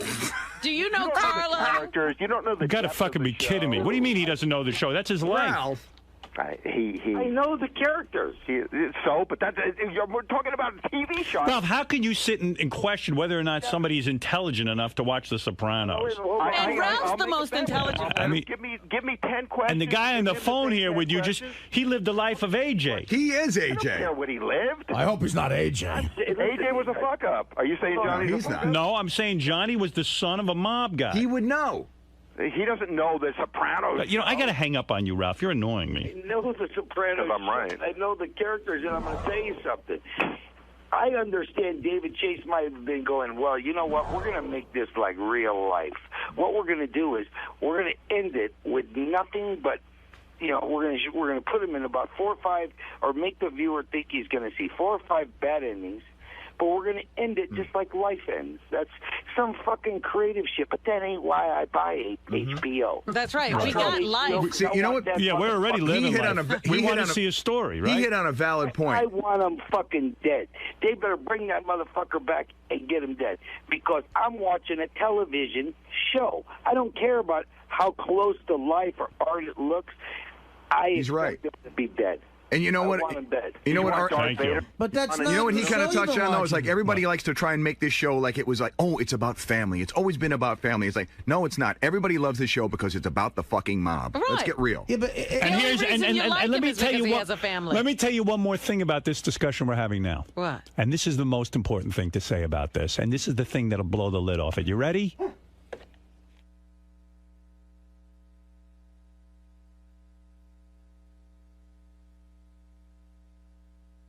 How's that for art? Fred, play a commercial word. I Go thought we ahead. were really going on. What's happening? This is Adam Levine from Maroon 5, and today we're doing the Howard Stern Show. And we're actually really excited because we're huge fans. And since I was about 12, about 11 or maybe even younger, I've been listening to his show. He's been fucking my mind up. So you're ever familiar? since. Yeah, extremely familiar, actually. It's just so funny because I've never really, like, as far as radio is concerned, there's nothing I've ever listened to kind of consistently my whole life. But Howard, man, my father turned me on to him when I was really little. He used to drive me to school. It was the one thing he could, hold over my mother's head, when they got divorced, is to have me, corrupted by Howard. So thanks, buddy. It was awesome.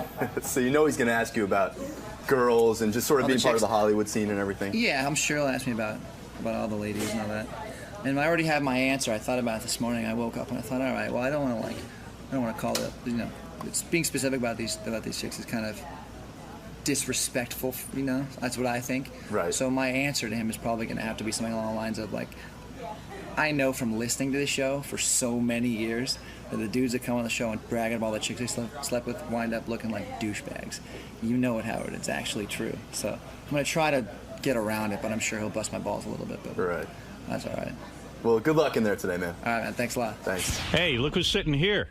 Adam Levine, Jesse Carmichael, Maroon 5's new album. We're here to celebrate. We're here to celebrate the release of the new album. It's so good to be here. We're such big fans of the show. I just want to let you all know that. So. Thank you for saying that. It must be nice being a rock star, huh? It's pretty good. Yeah. It's a good. When do you know that you know how many guys have bands and garage bands and all that stuff? When do you know? When does it hit you that you might be good enough to actually be a professional musician? Honestly. Well, you kind of have to pretend that you know for a long time when it's totally such a far reach, Is it tremendously difficult in your personal life when your parents and everyone are saying to you, listen, it's nice that you have a hobby with your music, but you know what? You better get a fucking job. No, well, actually, all of our parents actually were super supportive always, which was really cool and interesting and not typical because usually parents think it's such bullshit. Right. And it's almost impossible to make it. So if my kid told me he wanted to be in a band, I'd be like, that's fucked up, But they're actually they've been really cool. But you had actual early success at 17 years old. Didn't you get signed by a record label? Yeah, we got signed to Reprise, which was Warner Brothers. But they took at a really that away. young age. Well, we failed miserably. Did you make an album? Yeah, we made an album. They spent tons of money on us. Gave us a little bit of money. And Rob Cavallo produced the record. And Rob Cavallo is an amazing producer. He does all Green Day's records. But the band wasn't called Maroon 5. We were called Cars Flowers, and we sucked. Cars Flowers. Yeah. And you were bad. We were terrible. I mean, I know you're not a huge fan of the band, but we really sucked back then. At 17, though, that you had to be the coolest kid in high school getting a band, right? I mean, it must have been insane. I swear that is why we graduated from high school, because I got horrible grades. I mean, the rest of them were all better than I was, but literally, we had all of a sudden, we went to this really kind of snobby, preppy school in LA. Where'd you grow up? Oh, in LA. In LA. Huh. And I got horrible grades, and it was a prep school, so you had to go to college. Everyone went to amazing colleges. And, was it co-ed?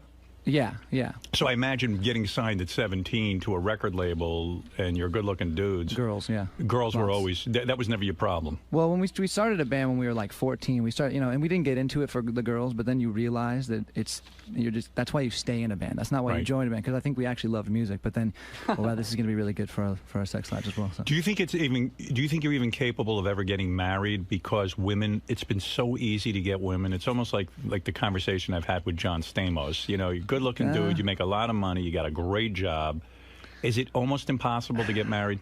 No, it's not impossible. My whole feeling on marriage is that you shouldn't do it really, unless you're really ready to do it. And a lot of people get married for the wrong reasons. They whatever pressure there's from society. But yes, it is more difficult, I think, because of the position that we're in. But eventually, I could definitely see myself. It's going to be a few years, obviously, because I'm definitely not ready right now. But Who's the hot chick with you in the green room? Is that the current girlfriend? She's my girlfriend, yeah. Okay, how long you been with her? About a year, almost. Actually, yeah, we met about a year ago. Everybody's carrying on. She's so beautiful, and one of her best, one of the best things about her is that she's not an actress or a model. She's a regular person and an artist, and she's amazing. Yeah, your life must be insane. In fact, like one of our good-looking interns was like all dressed up today because she knew you were coming and wanted to be the one to hand you. I think she got to. If an intern's real cool about it, we'll let them hand the release because you have to sign a release when you come on. So I heard she got all dolled up here. So, and it's like it's got to be just great. You know what I mean? It's just got to be insane. It's funny. It's flattering. It's amazing. It's the coolest thing in the world. We've wanted this. We grew up together. Jesse and I have been best friends since we were 12.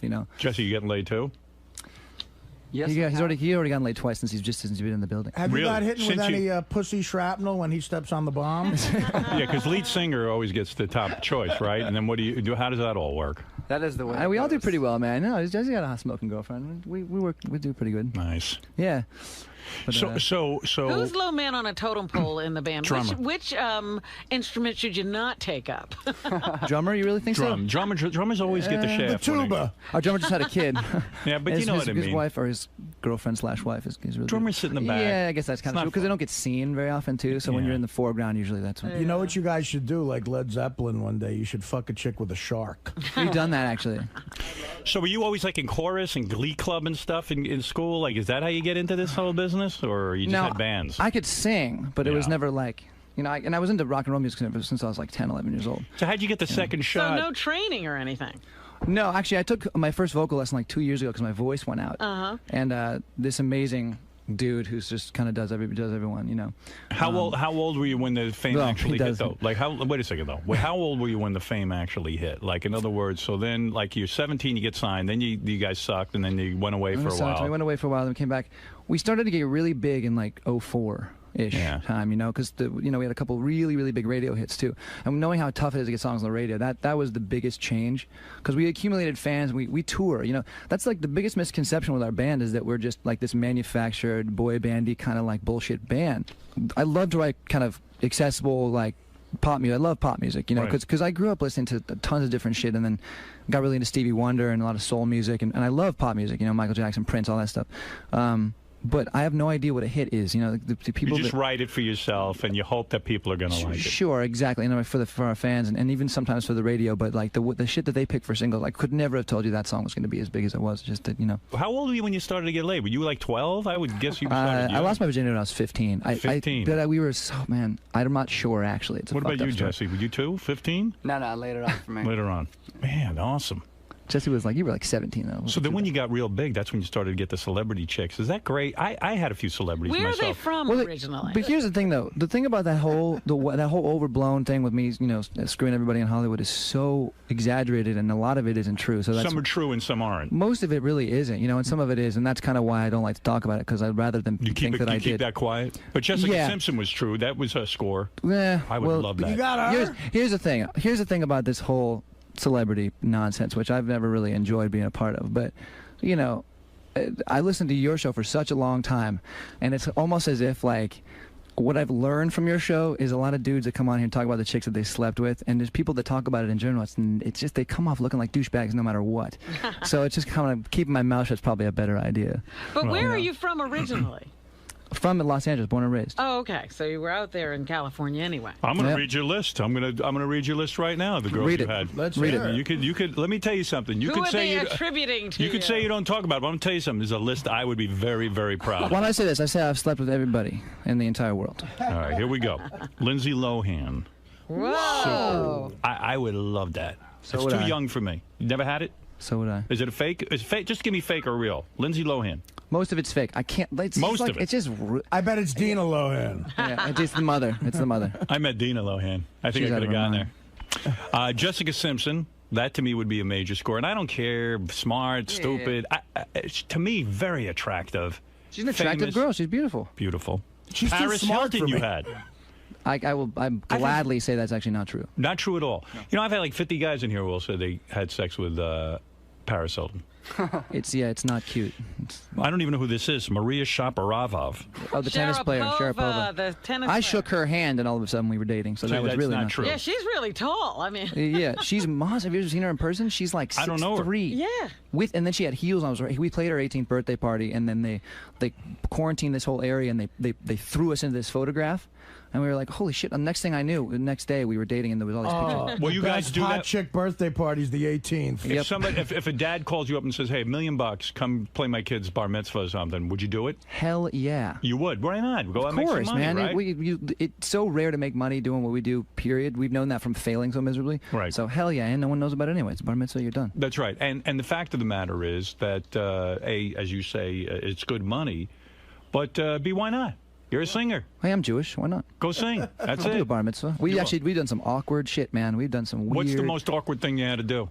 We did this thing like in Utah. It was a wedding rehearsal dinner, so it wasn't even a wedding. There was like 50 people there. Who'd they have for the actual wedding? Led Zeppelin? I think Hootie and the Blowfish was playing the actual wedding. They do that shit all the time. Right. And we played. They took us out to this like remote mountain range in the middle of nowhere, and it was like a cowboy theme with a bunch of older people, and we were like, oh shit, this is just going to be weird. But the craziest part about it was that there was this massive setup. Like it was set up for Zeppelin, honestly. It was like a huge PA and crazy, and there was like 15 people there barbecuing and like getting wasted. So we were like, this is really awkward. And then some girl that I knew that from a long time ago that I think I'd hooked up with, like, was drunk, and she was with her fiance, and she got on stage and she was dancing, and we were just like, get me the fuck out of here, man. Wow. But what do you get paid for a gig like that? Can you get $250,000? More than that. More? Well, then what the hell? So Who cares? Go through the embarrassment. Oh, absolutely. I go through it. There's no such thing as buying out, selling out, just buying in. Buying in. No, like I did a gig a couple of months ago for that guy Jonathan Kraft, the Patriots guy, and I was thinking to myself, God, you know, this guy could buy me anytime he wants. Like, I mean, he flew me up on a private jet, you know? Yeah. Well, I mean, this dude that was getting married was so loaded. He had just made a bunch of internet money, like, you know, one of those internet billionaire guys. Right. And he met this chick like 6 months later and getting married. And crazy. Wow. Wow. But we do stuff like that all the time. It's No great. kidding. So when you start to make money, does the band have to split it up equally, or don't you two guys make more of the lion's share because you write all the songs? Yeah, well, the way we do it is we do it very deliberately. Like, from the beginning, it's the kind of thing where with bands, there's such a weird chemistry, and you don't want there to be resentment, and some people do more than others. And, right. You know, Jesse and I do a lot of it, especially a lot of the songwriting, so we do it very like, you know, I wrote 75% of the song, you wrote 25%, if the bass player wrote 5%, whatever the case may be, you know. You'll actually like, break it down. We break it down just because then it avoids any kind of ambiguity, or like there's no gray area, so, you know. That's kind of cool. Let's see, here's the rest of your list. Kirsten Dunst. True? Nice girl. Dated her? Friend. Friend, okay. That means you had her. Model Kelly McGee. I don't know who that Kelly is. McKee. I dated her for 2 years. So that was actually a model, man. That's I hope she's you beautiful. got her. She's in the video. You haven't seen our videos, but she was in our video for This Love. Super hot. She's beautiful. Natasha Bedingfield. I don't know who that is. And you, Natalie Portman. That one's been interesting. I barely know Natalie, but she's just a friend too. I'm telling you, they love. And Anybody you're with. And Paula Poundstone. Anybody I've shook, anybody I've ever met that's an attractive woman, I have slept with. I can't start any rumors. I tried to at this event this weekend. I tried to stand next to every chick. I'm starting the Artie Paula Poundstone. She's foxy. I'll take it. And then the really scandalous thing is you might have had Jessica Simpson while she was still married to Nick Lachey. That's good. Yeah, but that's not true though. Yeah, you really have a book in you. You know what I mean? And when you're later, that's later on you'll get that. Yeah, that was definitely not true. So. Maroon 5 has sold over 10 million copies worldwide. Wow, that's pretty mind awesome. Fuck. I know. That's really great. That doesn't happen anymore too. I mean, this whole ride has been so incredible, man. Like, what's your take though on the music business now? Because how do you sell albums anymore? No one's paying for albums. It's weird. I feel bad for musicians. Don't feel bad for musicians, because the good part about it is, and the record label's gonna love this, but the record business is fucked. Right. Fucked. The artist is not, because the cool thing is now that the internet. I mean, we have so much to attribute our the internet's been a huge part of our success. Well, first of all, the only money you really make from being in a band is touring and radio. Right. So record sale, we sold 10 million records. The smallest amount of money that we made from this whole crazy thing is from sales of records. So now it's kind of shifting to the internet, and without the internet we wouldn't have become big, because word of mouth and all that stuff is how we spread the and word. And satellite radio too. Satellite, which I'm obsessed with. I have Sirius in my house and in my car, and I'm obsessed with it. It's amazing. You also dated Penthouse Pet of the Year. I did? Heather Van Deven. Did I? Did you? I did not. You did not? No. Oh, you did. So No, no. you just made the face. I didn't. What, I didn't. No. Are you exclusive with this current girlfriend? Is that the problem? Yeah. Well, I am exclusive with my current girlfriend. Yeah. I got to take a look at her. You mind if I take a look? She's beautiful. Bring she's her, no try way, her in for a No second. way she coming in here though. Oh, she'll come in and say hello. I won't bust Come her on, balls. Becky. Come in for 1 second. He's What's nice. she do? What does Becky do for a living? She's actually She's a, hot. she's an artist. Believe it. She paints and she's incredibly talented. There she see is. Becky. Oh, Becky. Oh, yeah. She's a regular chick. Oh, you're hot. Look, she could. The best part, Becky. I you like could, Becky she could, myself. She could be. When I first saw Becky, I was like, shit, how is she not a movie star? Where did you meet Becky? Wow, you ready, baby? Yeah. I met Becky in Vegas.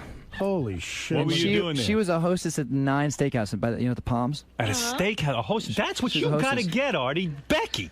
And I was so blown away by how I've beautiful. been to 9 Steakhouse. I had a steak. I didn't see Becky. You were busy with the steak. Becky, did you know who he was right away? Or you? No, I didn't. I sat him and I said, "Enjoy your dinner." And Yeah. that was it. And then she went, but then she went into the back, and they were all. But you probably thought he was good Hostesses looking. are the hottest chicks. We're supposed to be. I know, at restaurants and stuff like that. So now you're not hostessing anymore. What's the arrangement, though? Do you guys have a financial arrangement? No, not yet. Because if Becky's on tour with you and stuff and hanging out, which is what you want, you don't want to be separated because that would be a disaster. She's getting used to this whole thing. She's new. She's new. Oh, Yeah. sorry. I'm I'm an sorry, baby. independent girl, you know. I Are you? take care of But how much can you make when you're a hostess? What are you pulling down? She pulls down a lot of money right now. Shit, she's working in L.A. at a What are you doing now? the Roosevelt. cocktailing. Are you Cocktail working at waitress? the Roosevelt? Yeah. Wait a second. Were you You're there this weekend? Hold it a second. She You're makes a lot of dating money. him and you're still a cocktail waitress? We're moving slow. God damn it. Wait a second. I got to How understand many something. years has it been? Hey, I take care of my woman. I do buy her shit. I treat her well. Did you move in with him yet? No. No. When's that going to happen? You got to do what my girlfriend did. What? She said her apartment blew up, and she just said, I have nowhere to live. But that place you live in may burn down, actually. So. It's true. Well, look at how hot you. Were you at the Roosevelt this weekend? Yeah. I was there Saturday. I was there too. You were there Saturday? How'd you not notice Did you her? see that couple fucking? Does that happen At a the lot? pool, are you talking about? Yeah. There was a couple having sex. I block it out. I don't. I was at the Is Tracy that Morgan happening after all party. the time? So do you think? Do you think? she's so hot. Are you in love with Adam now? I am. You are in love. I am so madly in love with this woman. I You swear. are. See, that's the thing. How you go to those places like the Roosevelt. I'm in love with her too, and I just met her. You think you could hit? You think you could hit on a chick like this? She's dating like a rock star. That's the problem. But all right, Rock star. you put it out. You're a rock star too, dude. Yeah. What album do I have? No, you know, you got something That's going the on. whiskey talking. Oh, Wow. So 10 what do you million. think? Why hasn't he asked you to move in with him yet? You got to give the I'm ultimatum. always there anyway, and it's. I You're- like having my own place. So no. So what's She's the young. most? What's the she's most? also she's young. She doesn't want to move in with me yet. How old are you? 21. Oh, you're God, kidding. dude. You're 21. That's so fucking hot. That's crazy. I think you're the hottest girl in the entire fucking universe. Do you know that? I'm saying that on the radio, and it's because it's true. And I don't think you're lying. No, I really. I don't think you are. I really do believe I don't it. see any flaws. You guys. Do you parade her around like at a pool in a bathing every suit? chance I get. You do. Yeah. You like that. She's beautiful. All right, let me ask you a question. She gets in a car accident Oh my god. and Becky's disfigured. Would you stay with her? You dump her. All right, that's an honest answer. I wouldn't dump you, baby. I would stay by you He'd until the dump you. end. yeah. Just say yes. You better stay hot. You would dump me, baby. If you like, let's say tomorrow, everything went away. I got in a horrible car accident, disfiguring. I looked horrible. Would you stay by me? No, you would not. I'd dump you. You'd get over Yeah. me. That's exactly. Maybe you would try. You would try. What is he to you? He's just some guy. Let me ask be you honest. something. Let's say Becky goes through a tough period in her life. I don't know what it is. She gains 20 pounds. Oh, I would love that. I don't give a shit. I You think would she's love that. gorgeous. I think. You're lying. I think. 20 There's pounds? no way. She'd be all Look at right that with body. 20 pounds? Are you No. kidding? She's so little. Fine with Her 20 body's pounds. perfect. 50 pounds?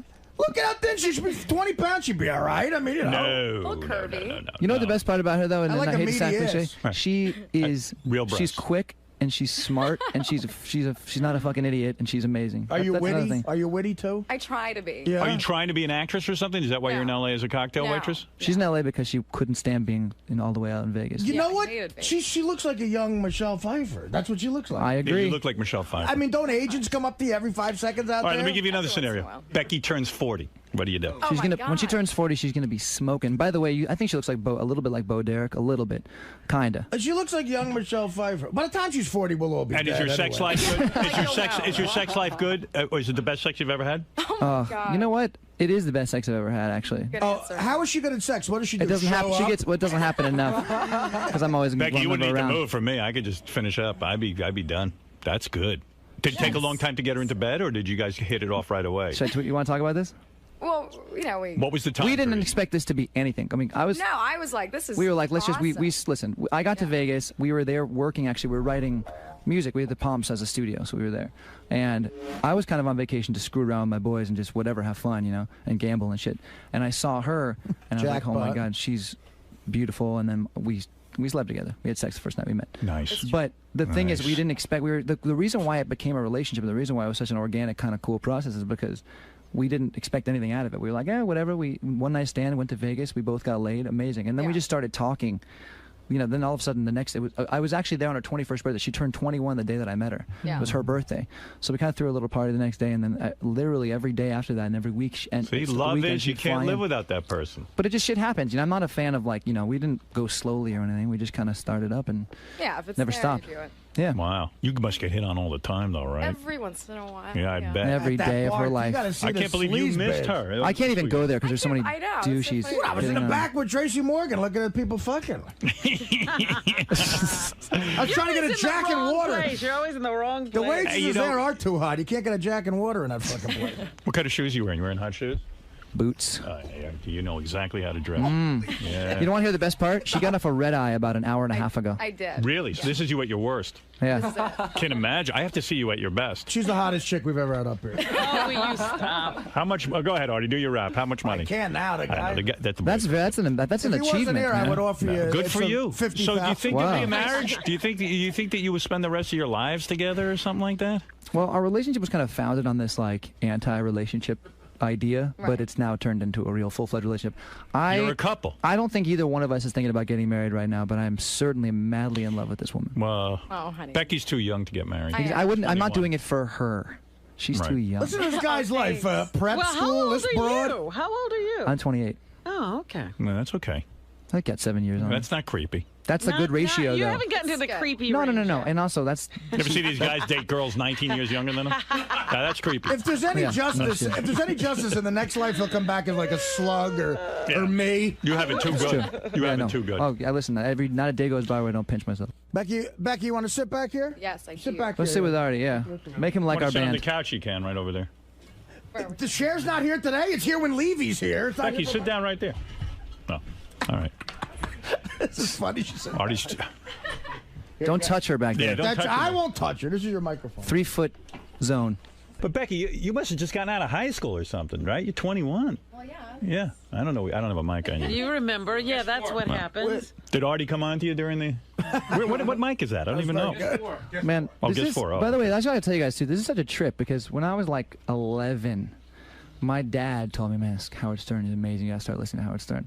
And so, like, my parents got divorced when I was like 6 or 7, and every day, he'd drive me to school, and I listened to I've listened to this show literally since I was 11 years old. Wow. And so I just That was know it probably- so well. So it's surreal, you know. That was probably wrong of your father to do. Yeah, that doesn't sound right. Yeah, you screwed me up. Sounds like he's really irresponsible. You really messed actually. my life. No, but like the thing he told me, he's just like, listen, the shit's out there. You're gonna find out about it. I'd rather you find out. Find out from Howard Stern. Find out from Howard. Find out. You know how You together taught me he is. so much, man. Well, that's very nice of you to say. Thank you. How long did it take you to write this new album? About a year. We got home from all this, the whirlwind of what all was happening in like 05-ish, and we sold 10 million records, so it's like. Do you buy shit, a we house really with wanna all that sell- money? What do you I do bought now? a house. It was a beautiful house. I didn't leave home for like a month. I just Right. That's shut nice. myself out, and it was just the most incredible kind of retreat away from everything. And then we started working, but we started working out right when we got home. But it's And, been a little while since your first album. Well, our first album came out in 2002. Yeah. Which like I was 21, and it was all riding on that one record. So. Are you nervous when the album comes out and you go, oh, I hope I can repeat the success. I hope I can do it again. Well, the interesting thing for us now is that it's almost impossible because the business has taken such a shit over the past few years. Right. Like, there's nothing. It's The sales are impossible just to down. Yeah. recreate it? Even if now, even when we got really big, now selling almost as many records is basically the equivalent of selling what we sold originally. So like, you can't judge it by numbers and all that shit. I get obsessed with the numbers and think about it because Right. now we're in this game and all the stuff I never used to think about. Right. But shit, we sold 500,000 records last 2 weeks ago. That's nice. Like the record's doing great and people love it. So like, what do I? That's there's good. nothing else to be worried about. Yeah. Yeah. Do you think on the way out we can touch Becky? Now Becky, you're are you maybe Becky, as hot as you are, I'm sure no guy's ever dumped you. I'm sure you do the dumping. Oh, yeah. Yeah. Are you ever afraid that you'll lose Adam because of his success and fame? Are you fearful of that? I would hate for any of it to end, but, you know. I'm not going anywhere. I promise. I'm so into you. I love you. I know she hates when I say that. What do you love about her most? Are you a leg man? Are you a breast man? Are you a vagina man? I'm a vagina man. I mean, well, here's the thing about her. She's short. She's not a tall girl, but her proportions are so perfect. She's like the most perfect miniature I can't argue with you. It's like, no, I love her. Someone's a midget, but I like it.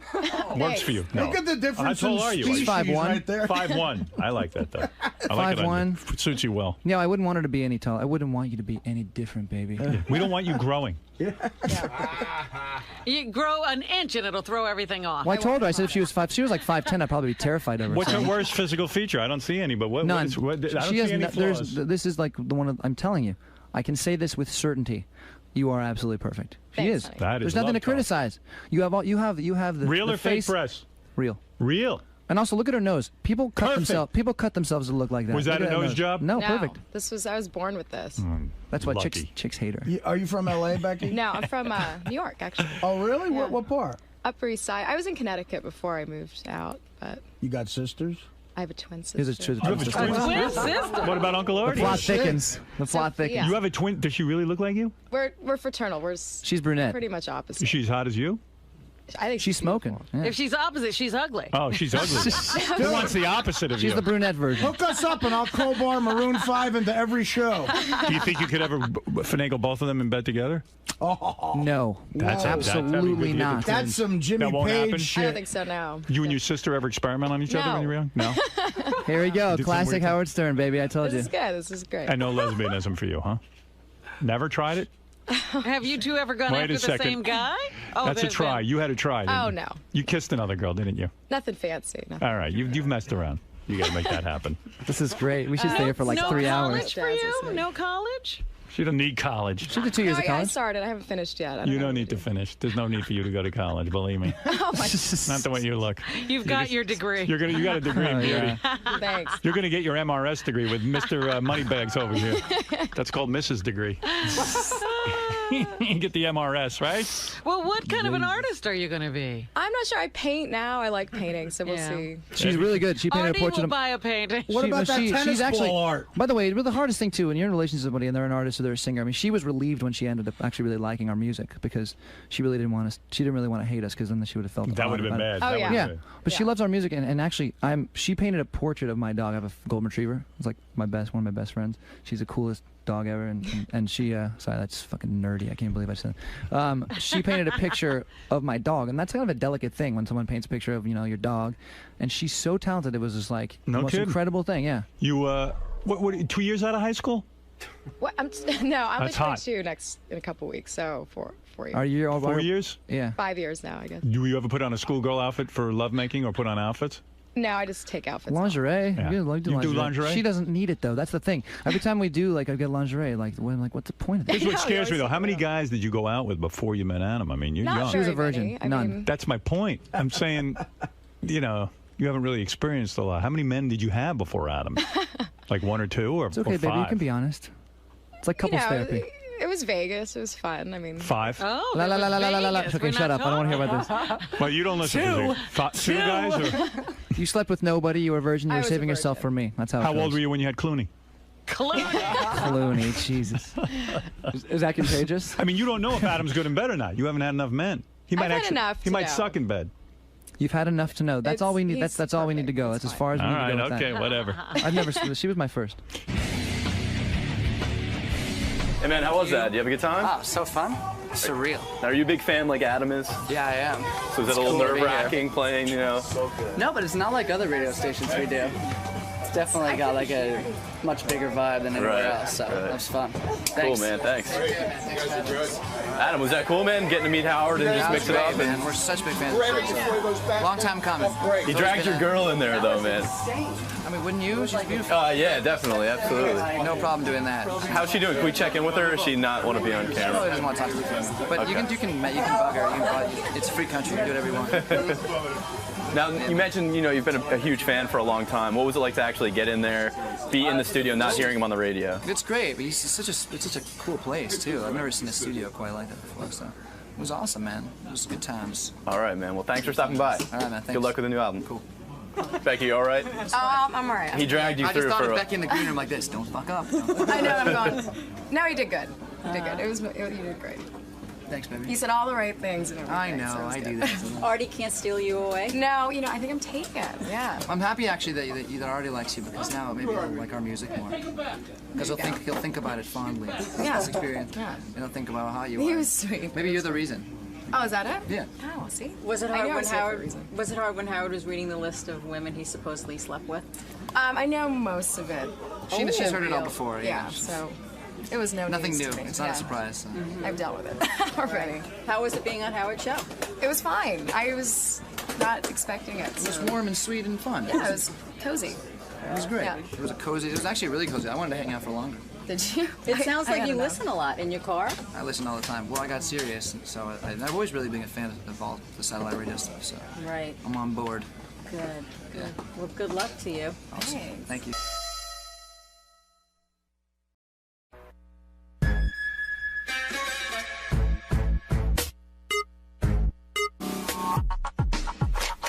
Welcome. This is my crib, bitch.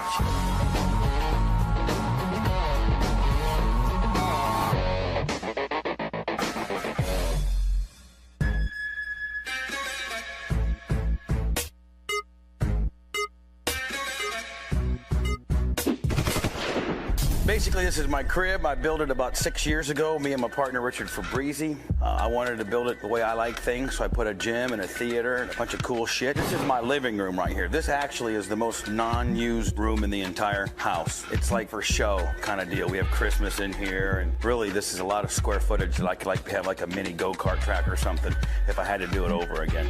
But you can't do good resale on that deal. We got a big $65,000 fish tank, 426 gallons salt water, huge, big, obnoxious. We got, of course, an art niche. I can't just have like a piece of art like from Moed or one of them fancy dancy kind of deals. So I got the guy that I like to pay the most homage to, Brett Favre, big ass family heirloom in the Klim grandfather clock deal. Gotta pay a little respect to the man, 9-time Billboard Award Radio of the Year guy kind of deal, some other stuff. This is the kitchen. I like the kitchen. It's big. See, kind of echoey. Hello! Hello! Hello! Big bar. You can sit 8 people down. 2 sets of knives. Big, huge, burnerless cooking top. Typical, you'd think being married I have a little bit more stuff. Oh, I know what I got. Good sponsor, me and Howard TV. Carson's Ribs. Gotta have good sponsors. You gotta have ketchup, kid. And protein bars. That's all I need. Yeah. Red Bull. Love it. So you can basically see the kitchen. It's pretty self-explanatory. It's huge. It's big. It's outlandish. It's nice. Let me take you into a room that I like. This is in the middle of the night when I'm all drugged up on Ambien and stuff. I always find myself in here, the pantry. Usually I got Cheetos, sunflower seeds, manwich things. I was trying to lose some weight and do some Nutrisystem shit, so there's some Nutrisystem stuff in here. This is where Craig the Bulldog keeps all my maintenance man keeps all his cleaning supplies. All his brooms are hung here. I'm very particular on the labels facing out, and I'm very particular about all my cleaning products labels facing out too. I think it's my ADHD or whatever they call I have. I'll show you my wine cellar. I don't really drink a lot of wine, but they said that I needed to make this thing because people that if I ever lose my house because I don't have a job no more and I had to sell it. Atmosphere controlled wine cellar. Of course, I keep Miller High Life in my wine cellar. Water, wine. Louis the 14th or 8th or 9th or whatever the hell that shit's called. This shit's really high dollar stuff. Somebody gave it to me for my wedding. Wine, Crown Royal, just liquor, liquor shit. No big deal. This is off of the living room. This is another never used room. I had Thanksgiving dinner in here. That's what Hogan got me for my wedding. This motherfucker was like $8 grand. This vase that Hogan got me was like $8,000. I would just like to have the cash, to be honest with you. And then that plate was like $3,000. Fucking waste. We're off the kitchen here. This is my little boy's room. Just typical little boy stuff. He loves Tony Stewart. He loves Tony Stewart. He's got Tony Stewart bed, Tony Stewart serious stand-up. He loves the Gators. He loves Brett Favre, so he's got the whole fat head collection. It's typical little boy's room. Bathroom. It's not really that big a deal. Just a little boy's bathroom. Oh, let the toilet seat up. I like that. Gives me a little sense of being back home in Indiana, being a hillbilly. This is actually one of my 2 favorite rooms in the entire house, and I think you'll understand why. Not that I'm fucking a bodybuilder or nothing, but I love my gym and I love to try to stay in shape. And Hogan bought all this stuff for me. Hogan, when I lost my job 3 years ago, Hogan said you can watch movies in your stupid movie theater and feel sorry for yourself, or I'll give you $65,000 of weightlifting equipment and you can try to work out and not be such a fat fuck. This is my gym. I usually try to work out in the morning here. I got 18, 19 pieces of equipment, full dumbbells, big TV up there, some sports memorabilia, some ab machines, full stair stepper, 2 pre-core, some stuff for Heather. That's like chick stuff over there. It's all for your butt and legs. Next to Hogan, this is like the second best gym I've ever seen a person have. Well, I think Mark Wahlberg, because the guy who did my gym equipment also staffed up Mark Wahlberg, so I think he's got a good gym in California. But besides those 2 motherfuckers, I think I got a pretty good gym. This is my office, and I actually spent a lot of time in here. I kind of forgot you guys were coming. It's not really that clean. It's kind of cluttered. This is my office. Various of my racing uniforms that I've had framed over the year. My national 12 Boobs of Christmas, Bubba the Love Sponge, and Bubba Radio Network, all United States national trademarks. Some Dick Butkus shit. Dick Butkus came to the studio where I get on the internet, phone, fax machine. Just pretty much standard. Kind of big for an office. Probably should have not made it so big. It's all right. It'll work. It's efficient.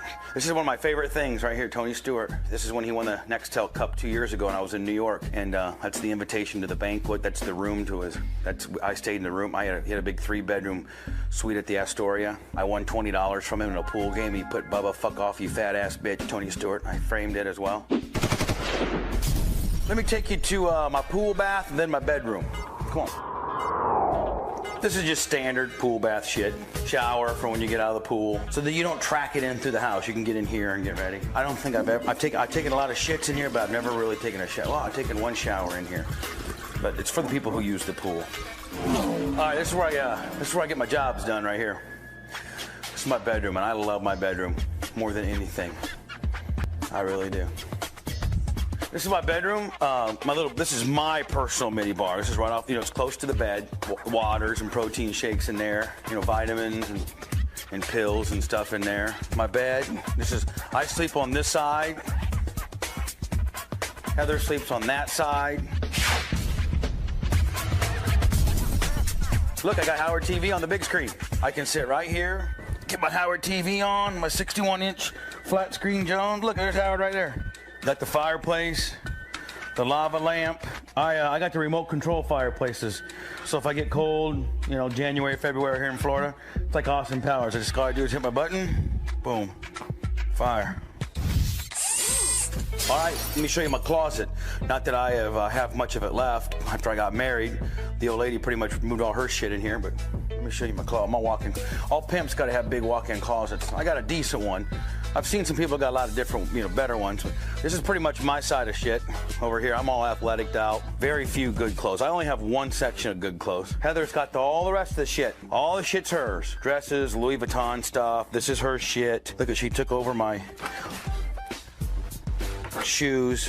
This is all I got. I got one little section. Oh, look, I got my gold. All my jewelry. Super Bowl rings, Rolexes, and shit like that, I just keep it right there in a bag, no big deal. I got surveillance. Out of the closet right into the bathroom. The most important thing when having a bathroom is you have to have a telephone in the shitter so that you can talk on the phone while you're shitting. 2 phone lines. 1, 2, right here, take a shit, little air spray. Standard shitter. Jacuzzi tub, oversized, 4-headed shower, his and her sinks. Pretty much that simple.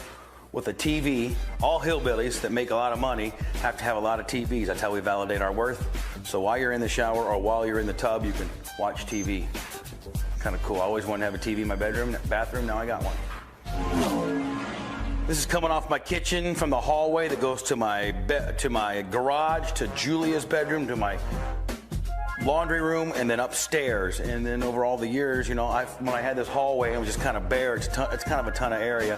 I'm like, screw it. All the guitars I've gotten signed over the years. So I have a little guitar collection in my hallway. That's there. This is Julia's bedroom, my stepdaughter. All girled out. You're gonna like, you know, it's girl stuff. She's 5. She got her little flat screen TV there. All pinked out. She's a little princess, you know. Awful pink for me, to be honest with you. And that comes right into the her kitchen, her bathroom. She got her little shower, toilet, girl stuff. This ended up being a closet underneath the stairs, but I kind of turned it into my quasi gun area. And it's got a lock on it, and I hide the lock. It's real dark. I don't know if you guys are going to be able to get a camera in here or not. This is where I sit and look at my guns. So sometimes I just sit in here by myself, put myself in a little mini timeout. Nobody knows where you're at. Nobody knows how to get a hold of you. You lock the door. You got your guns. You can polish your guns. You can look at your guns. You can oil up your guns. You can clean your guns. I just kind of like hanging out in here. I come in here at least once a week just for 20, 30, 40 minutes, just kind of hang out, look at my guns and shit. Guns are cool. All right, we're going upstairs to see my guest kitchen, guest bedroom, and my favorite area, my theater. I don't really come up here a lot, to be honest with you. On Sundays for football and NASCAR, that's it. Once a week at its best. I never come up here. One time, Heather and I got in a fight. I slept up here. Other than that, that's about it. This is my bedroom, spare bedroom. Tony Stewart just got done spending the night up here a couple days ago. Nice little area for guests.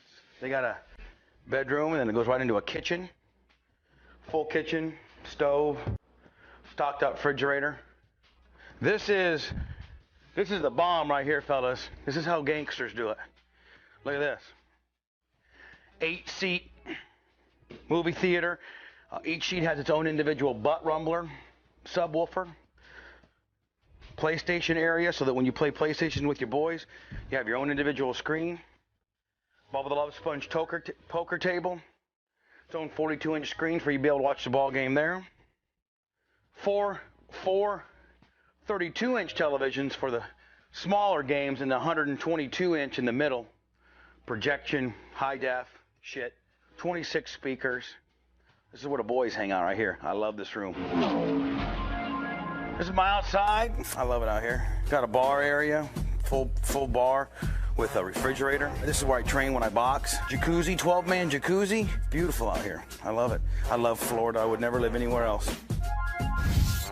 We're headed out to my garage and we're almost done. Thank God. This is my garage. I got a golf cart, a couple mopeds, tanning bed, Escalade, Miata for Heather. Then I got my F-150. This is my No Panties Thursday golf cart. If you look at the license plate, it'll say No Panties Thursday on it. A couple mopeds. I like mopeds. Fat guy riding a moped. Tanning bed. Carpeted garage. Keeps dust and dirt down. I'm a man's man. I drive an F-150 truck, baby, 4-wheel drive. Wouldn't have anything else. That's my car right there, baby. Freshly with mud on the tires from going to the racetrack last night. And I'm gonna show you what I really like to do. Before you guys see yourself out, this is what I like to do around the neighborhood. See you later, Crib.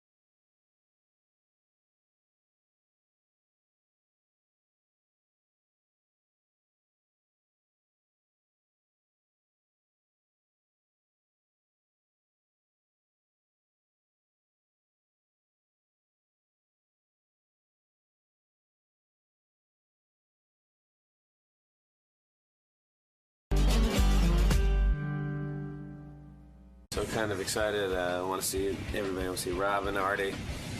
Got to see Howard. Saved my life to get the Sirius Radio and listen to him finally. He's back. Even though Sirius Radio is very hard to hook up. I mean, I don't know if you've done this. I mean, obviously you have wires all over your house. It's a big pain in the ass. I felt like I was setting up a ham radio. It really felt like I was being like, I was hearing World War II, like German people talking about what they're gonna do with the war. Somehow connecting with Dennis Quaid. I thought that he was gonna be my dad from the future. I don't know if that makes any sense, but it's still not perfected, the Sirius Radio thing. But God, it makes it so much worth it to listen to it when you're in your house and hear Howard again in the morning. It's part of New York. It's part of life. So you've got to be psyched to be here and get to talk to him now. Can't wait. It's gonna be fun. It's gonna be awesome. He's the best. He's the greatest. Awesome. We'll see you inside, Jimmy. Cool. All right, Jimmy Fallon's here. I want to say hi to him. Got to ask Jimmy, too, how he got that job on Saturday Night Live. Because, like Artie was telling me, Jimmy was this really great impressionist. He does amazing impressions. I don't remember him as an impressionist. He did a Sandler impression. And hey, now. Come on in. That's great. Hello. Hey, man. What's up, Jim? It's great. Am I all hooked in now? You're all hooked in. This is wild. This is great.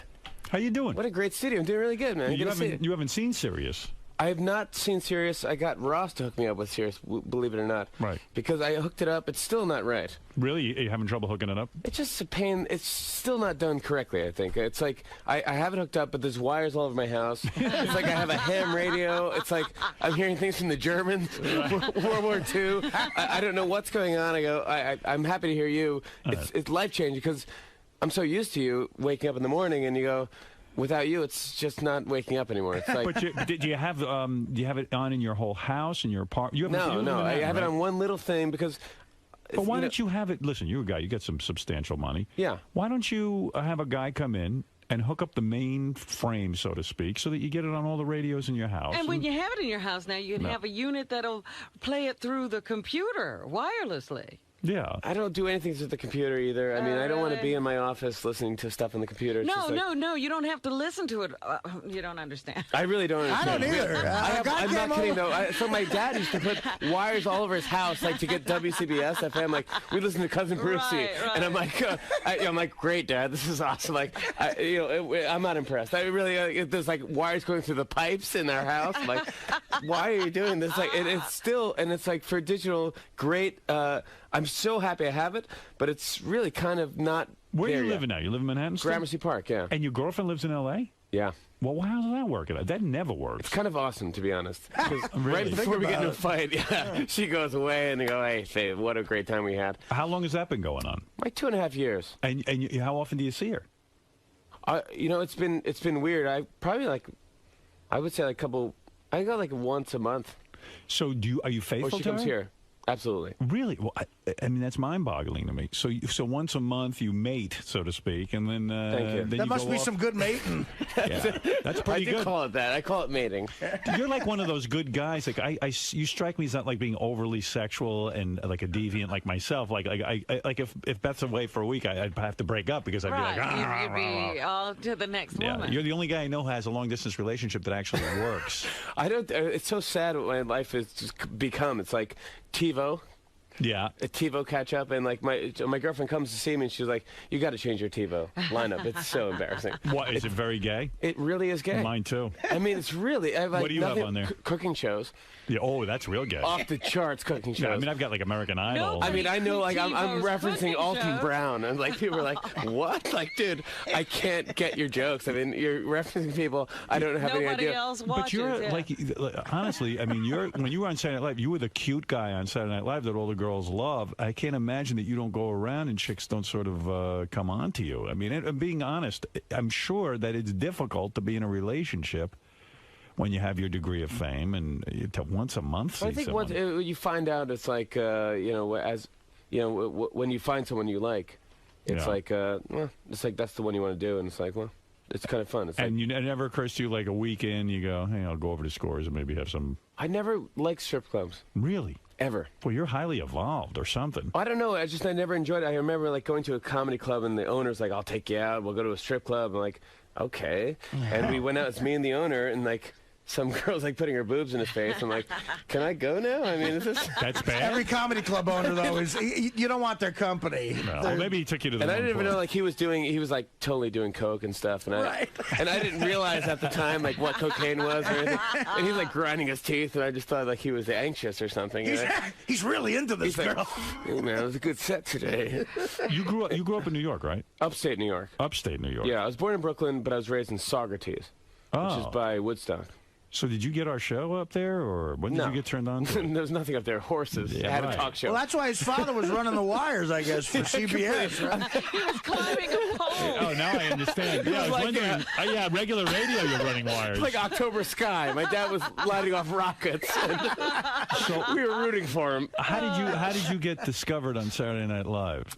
My mom found an impression contest at Bananas Comedy Club in Poughkeepsie, New York. So I didn't realize how many. Artie said you're like one of the top impressionists. He does a lot of great impressions. I'm so bad now. I haven't done it in so long because Saturday Night Live is fun. You can do it in the office. You can work on impressions. Now I'm in my apartment and like people are banging on my walls like, "Stop it! Really? You don't sound like Jack Bauer.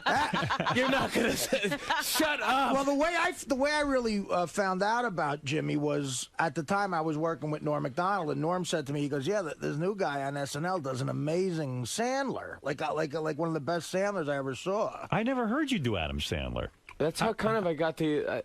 You know what? I never want to do my impressions more than once on Saturday Night Live. Like a lot of people did their stuff like over and over. Yeah. Yeah, it's like okay, you're the guy that does that, and I was like, I want of course. Why though? Well, if you do a good Adam Sandler and they can work it into a weekly sketch and it takes off and it's funny and people know you for that and all your other impressions, why would you limit that? Like, why that bugaboo? Like, why can't you do an impression more than once? I guess you. I mean, the point is you can. I guess. Yeah, I mean, why did you? But at the time, I didn't want to. You know, I thought I was smarter than I was. Over and over and over. You don't want to become Rich Little. I know what he's talking about. But on Saturday Night Live, it's great to have a couple of franchise characters that people love. I mean, but not an impression, though. If a character's a different thing. An impression is. What's his name? Did Jim Brewer? Did Joe Pesci? He was great. Right. I loved it. Yeah, and I don't care if he did it 5,000 times. I like it. Yeah. People love to see it. It's almost like.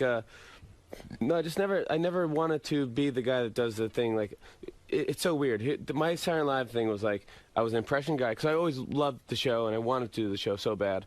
And I did it, and I'm so happy I did it. And when I first came out, I was the impression guy. Oh my God, this guy does all these impressions. It's great. And then I was like I wanted to do characters. So I did like some computer thing. I did something else. They go, "Oh, he's the guy that does the computer thing."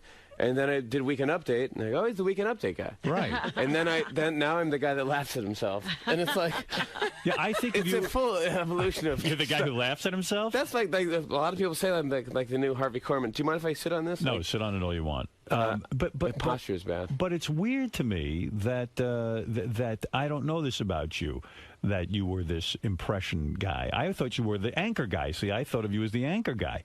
Now, you say your mom entered you in an impression contest. So you were walking around your house and she thought you were really talented and put you in a contest. Yeah. And where does this contest take place? An impression contest? It was it's at Bananas Comedy Club in Poughkeepsie. I was in high school. I was like, God, I got to be like 17 years old. And my mom was like, there's an impression. Because I know I did like Seinfeld. You know, I did basically the gamut of any generic impressionist would do, like Bill Cosby. Was your Seinfeld I didn't do Jack Nicholson, I got to say, thank God. Can I ask, I would like to hear your Seinfeld. Okay. I do Jerry, but, I mean, it's horrible. I'd be like, God. I mean, my impression really, I haven't done it so long, it was bad, but it's like okay, people, I mean, oh my God. Let me think about it. What would Jerry say? Yeah, That's not good, come on. You can't do Howard come on Sirius Radio. That's crazy. Come on. That's early in the morning, too. That's It's early. Rob, I had no practice at all. You got it down. That sounds like Jerry. But that is... I tried you. I've done you before. At one time, it was one of my first big impressions. I made a reaction on SNL. I did you. I walked out and I didn't even say anything, and people clapped. But I don't. It's hard to do me, right? I keep coming off as Alan Alda when I do you. Let me hear you. Attempt. It's the first time him and Alan Alda. Alda Me by attempting to do me right now. Like, oh, all right. Like I'd be like, okay. I wish I had a drink or a beverage. You want some water? You want some water? Something, yeah. Maybe it could help. Here's a bottle of water. Good, man. Thank you. I was like, all right, let me tell you something. Which is something you used to say. Let me tell you something. I'll have a midget come in with a midget with the tumors shave your ass. Okay, but I can't do it now. I can't. Yeah, that sounded like a little Johnny Carson. Yeah. Oh, really? Yeah. I take like 3 impressions and put it in one. And somebody said you did a Pat O'Brien impression because that's my favorite. The guy from. He does a great Pat O'Brien. That used to be my thing because I kind of did like 10 impressions in one. I used to do Pat O'Brien. I did this like morning zoo crew thing. Right, I saw that. I always liked that. And they're always the same. They're kind of the same as Pat O'Brien. But Pat O'Brien, did you start doing him when he was with the Scandal? And I don't like to hit people when they're down. Oh, I like to hit them when they're awesome. You know, when they're hot, and then when they're down, it's like, you know, it's like everyone expects you to do Pat O'Brien. I'm like, easy. I kind of can't do it now. But Pat O'Brien. Well, now that he's awesome again. But wait a second, Pat O'Brien was a. But Pat O'Brien was a sportscaster, right? He was. He worked for CBS Sports. He did basketball for years. And then he became an entertainment reporter. Yeah. So did you do him when he was a sports guy, or No. you did him as an entertainment reporter? Yeah. Now that's a very unusual impression. I just saw him, and I was like, I can't believe, like, because he's such a nasally thing. It's like, welcome back to Extra. It's Pat O'Brien here. Wait till you see what Nicole Kidman has for breakfast. And why am I staying? Why am I staying tuned to this? Like, I really, she eats Weetabix. Like, okay, that's not weird Australian breakfast. So you went around doing these impressions, and your mom. Now you hadn't been a stand-up comedian or anything, and your mom all of a sudden just says, "Hey, you're so good, I'm going to put you in a contest." Well, what happened was, it's like, we're in Saugerties, first of all, so it's upstate New York. It's like you don't have much entertainment to do there. I mean, you got to kind of make your own thing. And she was like, well, check this out, Bananas Comedy Club. So I was like, I had a troll doll someone gave me for my graduation, which is probably the worst gift you can give anyone. Troll? You know, like a troll with a graduation hat on it. Right. It's like, what am I going to do with this thing? Right. Put it on my, I don't have like tchotchkes or whatever it is. It's just annoying. So anyways, I got that and I go, well, I'll make it into a thing. I made it different people doing a commercial for the doll. Right. Yeah, that was good. That was my thing. So I did like Bill Cosby saying like, you know, the troll. Everyone does the Bill Cosby. No, wait. That was good. Why do you stop? Why do guys who do impressions stop there? It's so weird. My friend told me that the other day. Like, you shouldn't stop. Yeah. Why do you get self-conscious when you do it? It's because to be honest, everone does Bill Cosby. What did the what? Yeah, no, but not like you just did. That was going somewhere. Where does the how does Bill Cosby sell a troll? You know, the troll dolls are good, and when you get to the dentist and you have the lip hanging down, and you got to put your lip in your mouth and it's in your pocket, and you walk. Were you scared out of your mind the first time you got up on a stage and started doing Bill Cosby at 17 years old? I ran through it so fast that I have it on tape, but I swear it's got to be maybe 2 minutes long or 3 minutes long. I ran through every impression. And you won the contest. I won. It was like $100 or something. That's exciting to you. Some DJ gave. Had you ever considered being a professional comedian until that happened? No. Wow. And then all of a sudden you said, well, maybe I could make some more money doing this. Yeah. I wanted to be on Saturday Night Live secretly. I mean, that's like kind of my dream when I was a kid. I'm like. That was your ambition? Always. To be on Saturday Night Live? I just always wanted to be on Saturday. My parents watched it, and I thought it was such a cool show. It was so funny. It was kind of like. It just felt cool to me, like, oh man, like these guys are. What were the years you'd watch them? Were you? I don't know. Eddie Murphy years. Eddie Murphy years was big, and then of course the Dana Carvey, Mike Myers.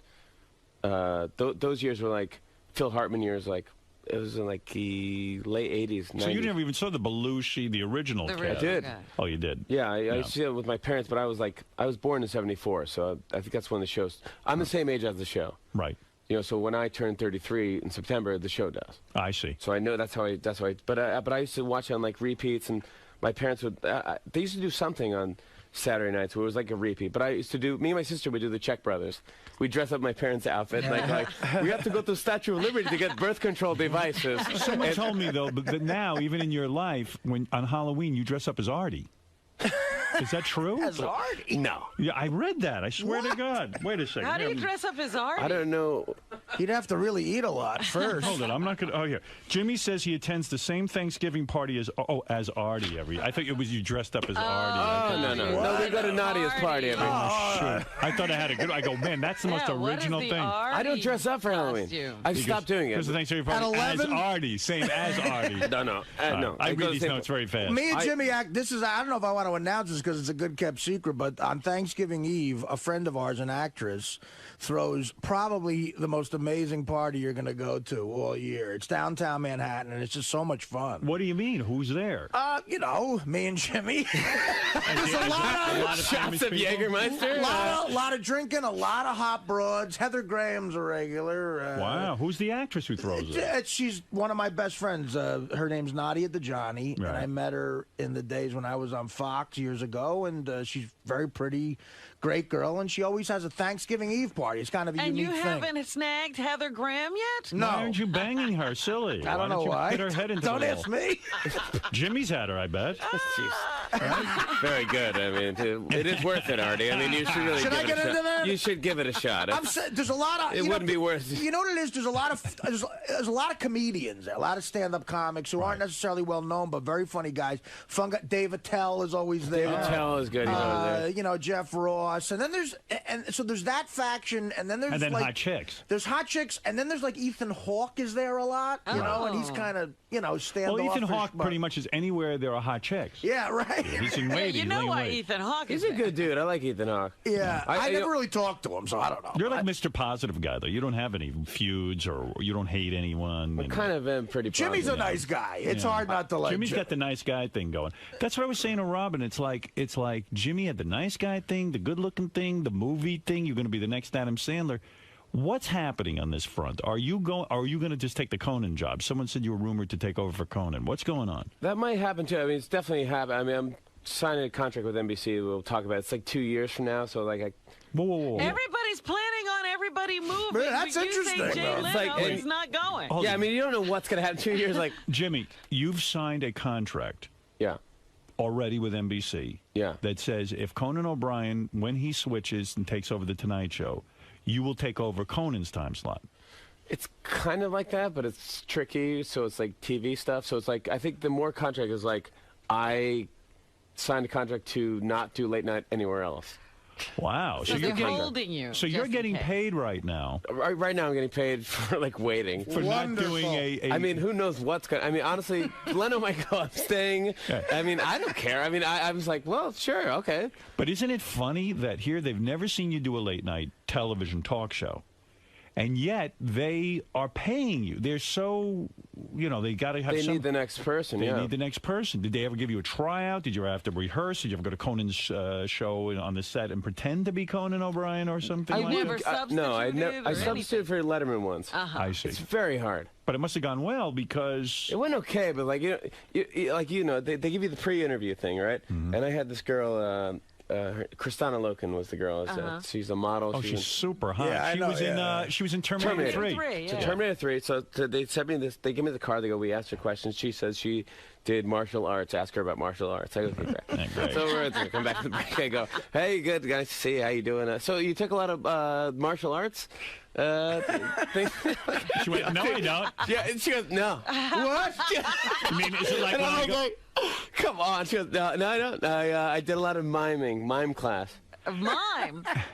Which is a better interview, but it's like, where'd I go? So I go, wait, so, I'm sorry. So you went to mime school? Absolutely. Like, what kind of action movie is this where it's like pulling the fake window open? Is it pulling the rope against the wind type of action movie? How do you get how do you get horrible information like that? I mean, do you say to them... That's a major fuck up. Like, I'm supposed to interview this girl. I don't know a thing, and you tell me she takes martial arts. How did they get that? Apparently, she must have said something, where the segment producer's going, look, Dave's on vacation. I'm on vacation. I'm on vacation. Is it like when I say you, I understand you dress up as Artie Lang every kind of, yeah, exactly. You know what I'm saying? We have our moments. I read it wrong. It's like, well, I mean, I can't blame him or her, but it turned out to be probably the best part of our interview. Well, you know, he did Weekend Update, and he did a really good job hosting those MTV Awards, you know, a couple of times. Right. And I mean, that's got to prove something. But it's hard to host the MTV Awards if you're not going to trash some celebrities. You've got to be willing to do that, right? You have to do it, yeah. It's I think it's kind of lost its magic because there's so many award shows. It's like, I don't even know what's what anymore. Like, the daytime Emmys. Do we really need them? I mean, you combine them all into one. The Tony Awards, I saw like Zach Braff was there, and it's like, why? Is that going to bring the ratings? Is Scrubs going to Broadway? That's what I'm thinking. It's like, we're going to cut you. We're going to... So how did you get to Saturday Night Live? I don't understand. So you do this thing at 17, then do you go around to comedy clubs and get discovered? Yeah, I went. So I started my thing. So I started doing like all comedy clubs in the sticks. I was in like Poughkeepsie and New Paltz in New York, and just going on, and I was emceeing a lot. You know, introducing other comedians, which is another. You have to do it when you're a comedian. You have to introduce. That's part of the gig. It's the worst thing ever. And I've done Bananas in Poughkeepsie. That is a horrible. That's the most depressing structure on the planet. Explain to a non-professional. Why is it a terrible You're thing? going to understand this completely, I think, and maybe Jimmy has a different point of view of it. Because when you want to be a stand-up comic, you're so self-centered in a lot of ways. When you're the MC, you got to pay attention to other people. You know what I mean? And you got to say nice things about them. And you got to learn about them and sometimes they give you. It's very difficult to do that. They make you introduce them too. Like they give you a thing like. Just let everyone know I opened for Frank Sinatra. Right. And God forbid you fuck that up. And it's like, you know, you're meeting this guy for the first time. Give it crabs at ventriloquist. So it's a terrible thing. It just is. It's Give it up for Larry and Bill. It's like, hey, everybody. So like everyone else, you go out on the road and you start to develop an act and you get 10 good minutes and blah, blah, blah, blah, blah. I had 10 good minutes tops, and but I had a 40-minute act. And and I went and... and who sees this act so that you get... My friend Peter Islin, who... worked at Metroland in Albany, New York. Right. I was going to school in Albany, and I did comedy at my college, and I gave him my tape and my headshot. He was leaving to L.A. to be a music manager, and I go, take care, good luck, and here's my headshot and resume. If you see anyone, let me know. That'd be awesome. And he showed it to somebody, and they go, dude, this guy's great. Oh. Let's bring him out for pilot season. And this girl, Randy Siegel, who was my manager at the time, things change. And why did you fire her? You know what? It's she wanted to do other things. I think she didn't want to be manager anymore. She wanted to do like more producing stuff. Okay, all right. So I was like, but I've been through everybody. I've tried managers. You know, I don't know what they do really, but I. Me neither. If your movie career doesn't work out, do you blame the manager or I'd the like agent? to blame someone else. It's really kind of my own fault, but I like to blame anyone. Have you not do you not get the great scripts? I mean, have you ever gotten a great script that you turned down, one of those famous things? No, I mean, I got Meet the Parents. And you turned that down? I turned it down because, you know, if I was in it, it wouldn't be Robert De Niro. It'd be like me and Alan Alda. You know, it wouldn't be Meet the Parents. It wouldn't be what it is now. Right. When I got it, I was like, well, this is kind of stupid. I don't. Well, for a while, things were going. You got to do a movie with Drew Barrymore. Yeah, absolutely. I mean, I just finished a movie with Sharon Stone, played my mom.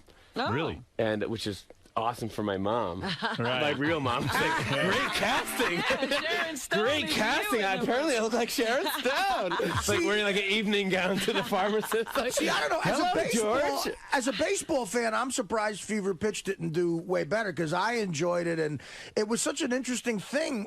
Did the Red Sox win the World Series during shooting or just after you got done shooting? While we were shooting, they won the World Series. Right, I didn't see Fever Pitch. Now, you'd love it. You would love Fever Pitch. It's a romantic comedy with him and Drew Barrymore, and he's a lifelong Red Sox fan, and he lives and dies with the Sox. They always lose, and then they happen to be shooting it the year they won for the first time in 86 years. And you know, bizarre. Really, I mean, which is weird. They probably want you to make a movie every year. The Red Sox. Well, I mean, the Cubs are sending me scripts.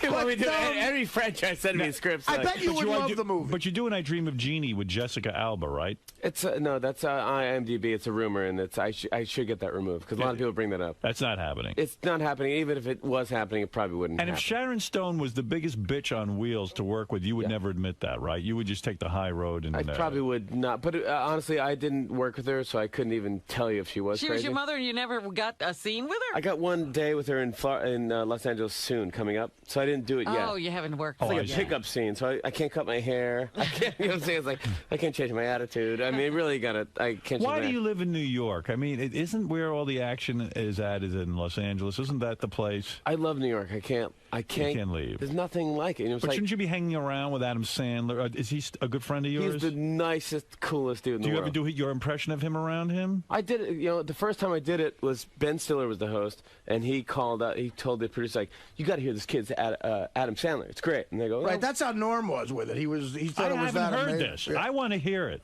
Well, there's like, oh God, I'm not kidding. My impressions are so bad. All right, so you're not on your game. Well, I could do it for you, but there's like 3 stages of Adam Sandler. One is the mumbling, where it's like, "How are you? I just I went to my mother the other day, and she was like, shabba-doo-doo."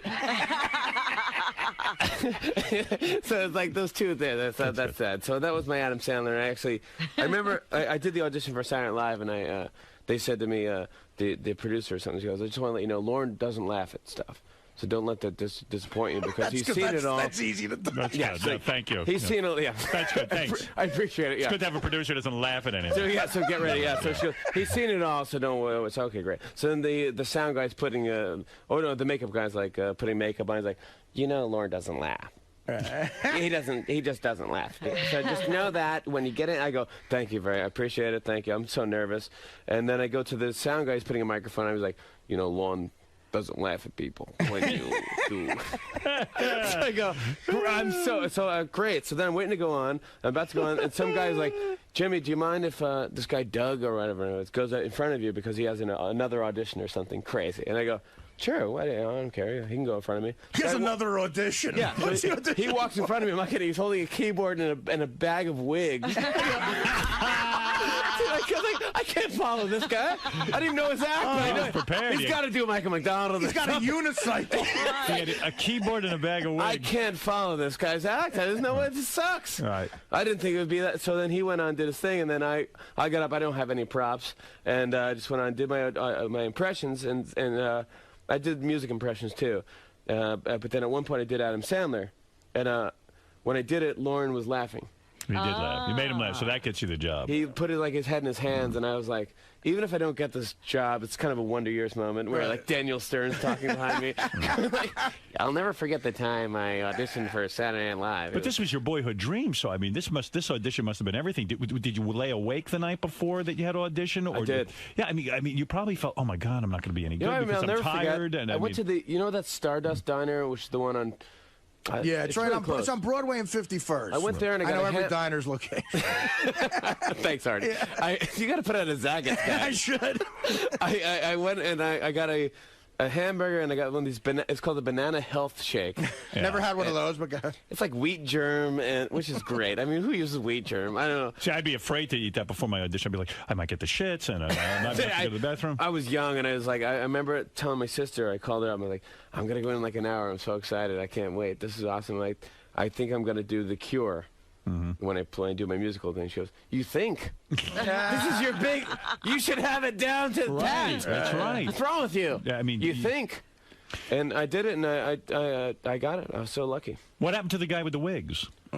He works at the Stardust Diner. Oh, good. He does a great. It worked out for him. But afterwards, when a couple songs of Spring Awakening that will really knock you out. When the sound guy comes up to you and takes your mic off after Lauren laughs, aren't you tempted to go, "Do you have something to say to me?" But I mean, thanks a lot, jerk. You must feel for people who audition and don't get it. I mean, it was probably their boyhood dream too. The guy with the wigs was probably, oh man, Saturday Night Live. This is it. Well, the thing about it is that you feel good. Apparently, you feel good. They don't let you know until like 3 weeks later.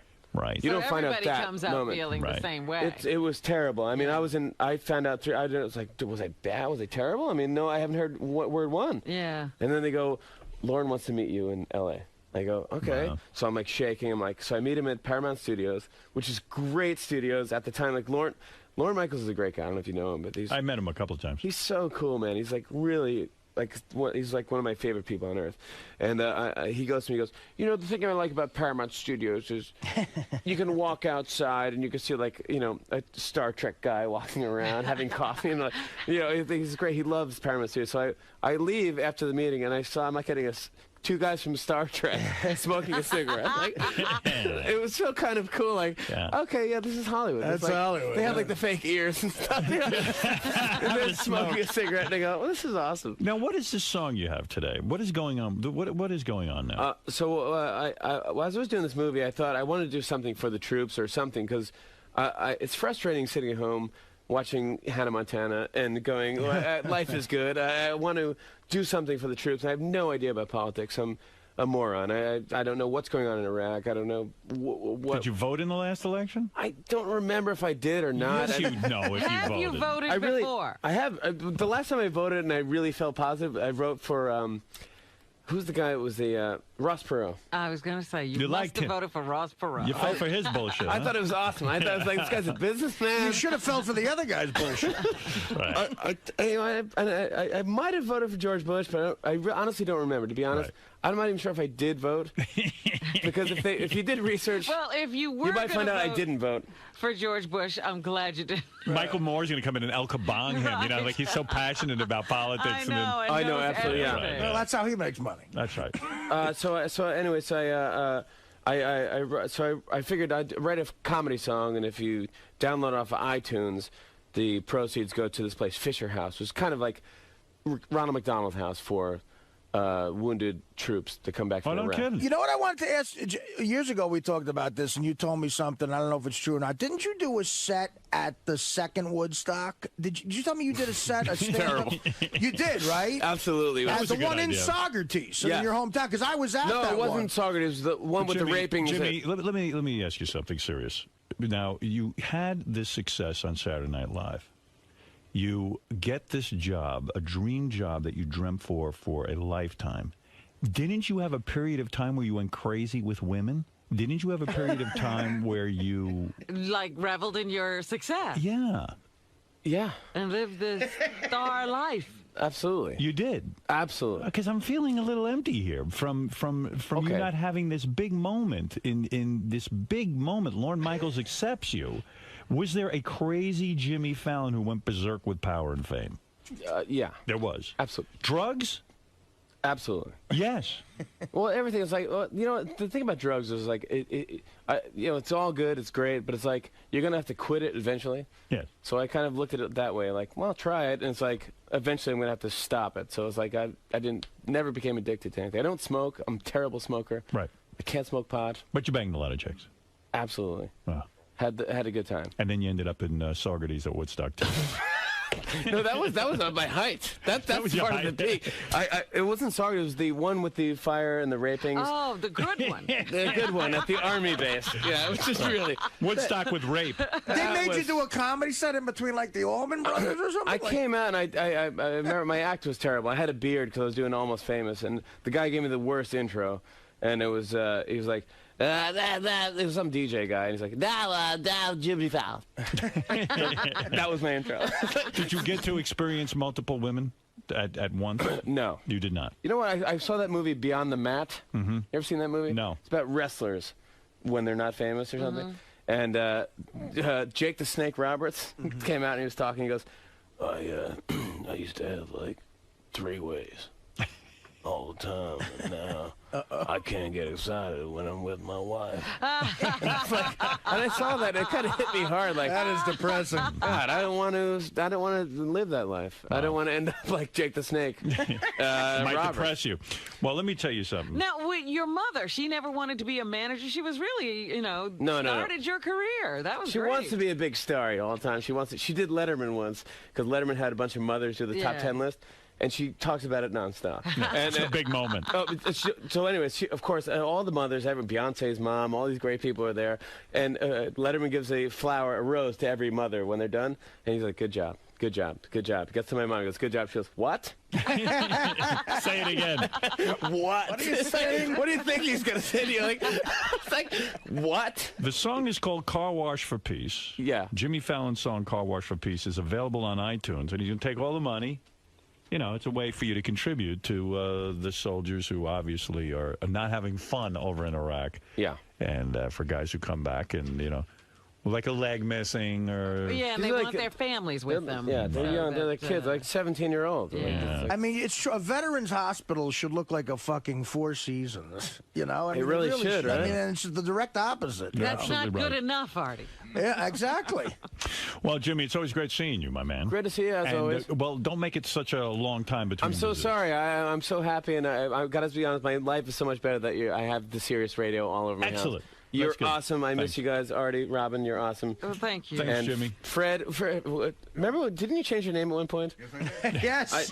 I like both your personalities. I miss them both. Do you like him as Fred or Eric? Do you like the name Eric? That's right. No, I like Fred all the way. See, there you go. Fred. Yeah, Fred is much better than Eric. I'll stay with the original But I choice. do. I miss you. I love you guys. And thank the you for having weird me thing was that when he changed his name to Eric, he didn't tell anyone. So we found out. So it was hard to actually even try to accept his new name. You know what, before I go, but I mentioned Kenneth Keith Callenbeck last time I was on because I love that guy when he was on your show. But he sent me he has a sketch show. Or something. Oh, no. Uh-oh. It is hard. I mean, it's hardcore. It's hard to swallow. I mean, really, he's doing like Don Knotts impressions. Right, And it's like, I couldn't make it through. I go, well, it's okay. I mean, I do I just blow smoke out of your eyes. Blow smoke out of your eyes. That was what was good. That's tough to follow. You can't. Yeah, it's your headlining bit. I mean, yours was Woodstock too. That was his heyday. Absolutely. Well, let me tell you something. It's great having you here, and I do wish you luck with the song Thanks, "Car buddy. Wash for Peace." It's a funny song, and we're going to take a break, and we'll be back right after these words. Jimmy, what's up? You wowed them with your impersonations. God, it's not my forte anymore. It's really sad. I mean, I don't do it anymore, like I did on Saturday Night Live. You can do it around the office and stuff like that. It's fun. But it's like, now I'm in my apartment, and my neighbors are banging on the wall like, you don't sound like Jack Bauer. Stop doing him. I was like, Well, they put you on the spot, and you did fine, though. They loved it, so. Oh, good. Well, you know what? It's the best show, best radio show in the world. It's just, I miss them. Now, as such a big fan and hearing sort of the evolution of the show, what did you notice, being in there now that you're he's uncensored and... Nothing's different. It's the same thing. It's great. It's just like, it's not like anything was different. They didn't say fuck more or anything like that. It's just it's exactly the same. Maybe some of the porn clips that they played in your ear were a little bit more graphic, maybe. Yeah, I don't know. I just miss the show. I just love the show. It's kind of exactly the same show. Cool. I just think the fact that they are allowed to say fuck if they want to. It's like I don't think they care about it. Whereas fans don't care about it either. I do think Sirius has to fix this problem of it's just too ridiculous. I do have wires everywhere in my head.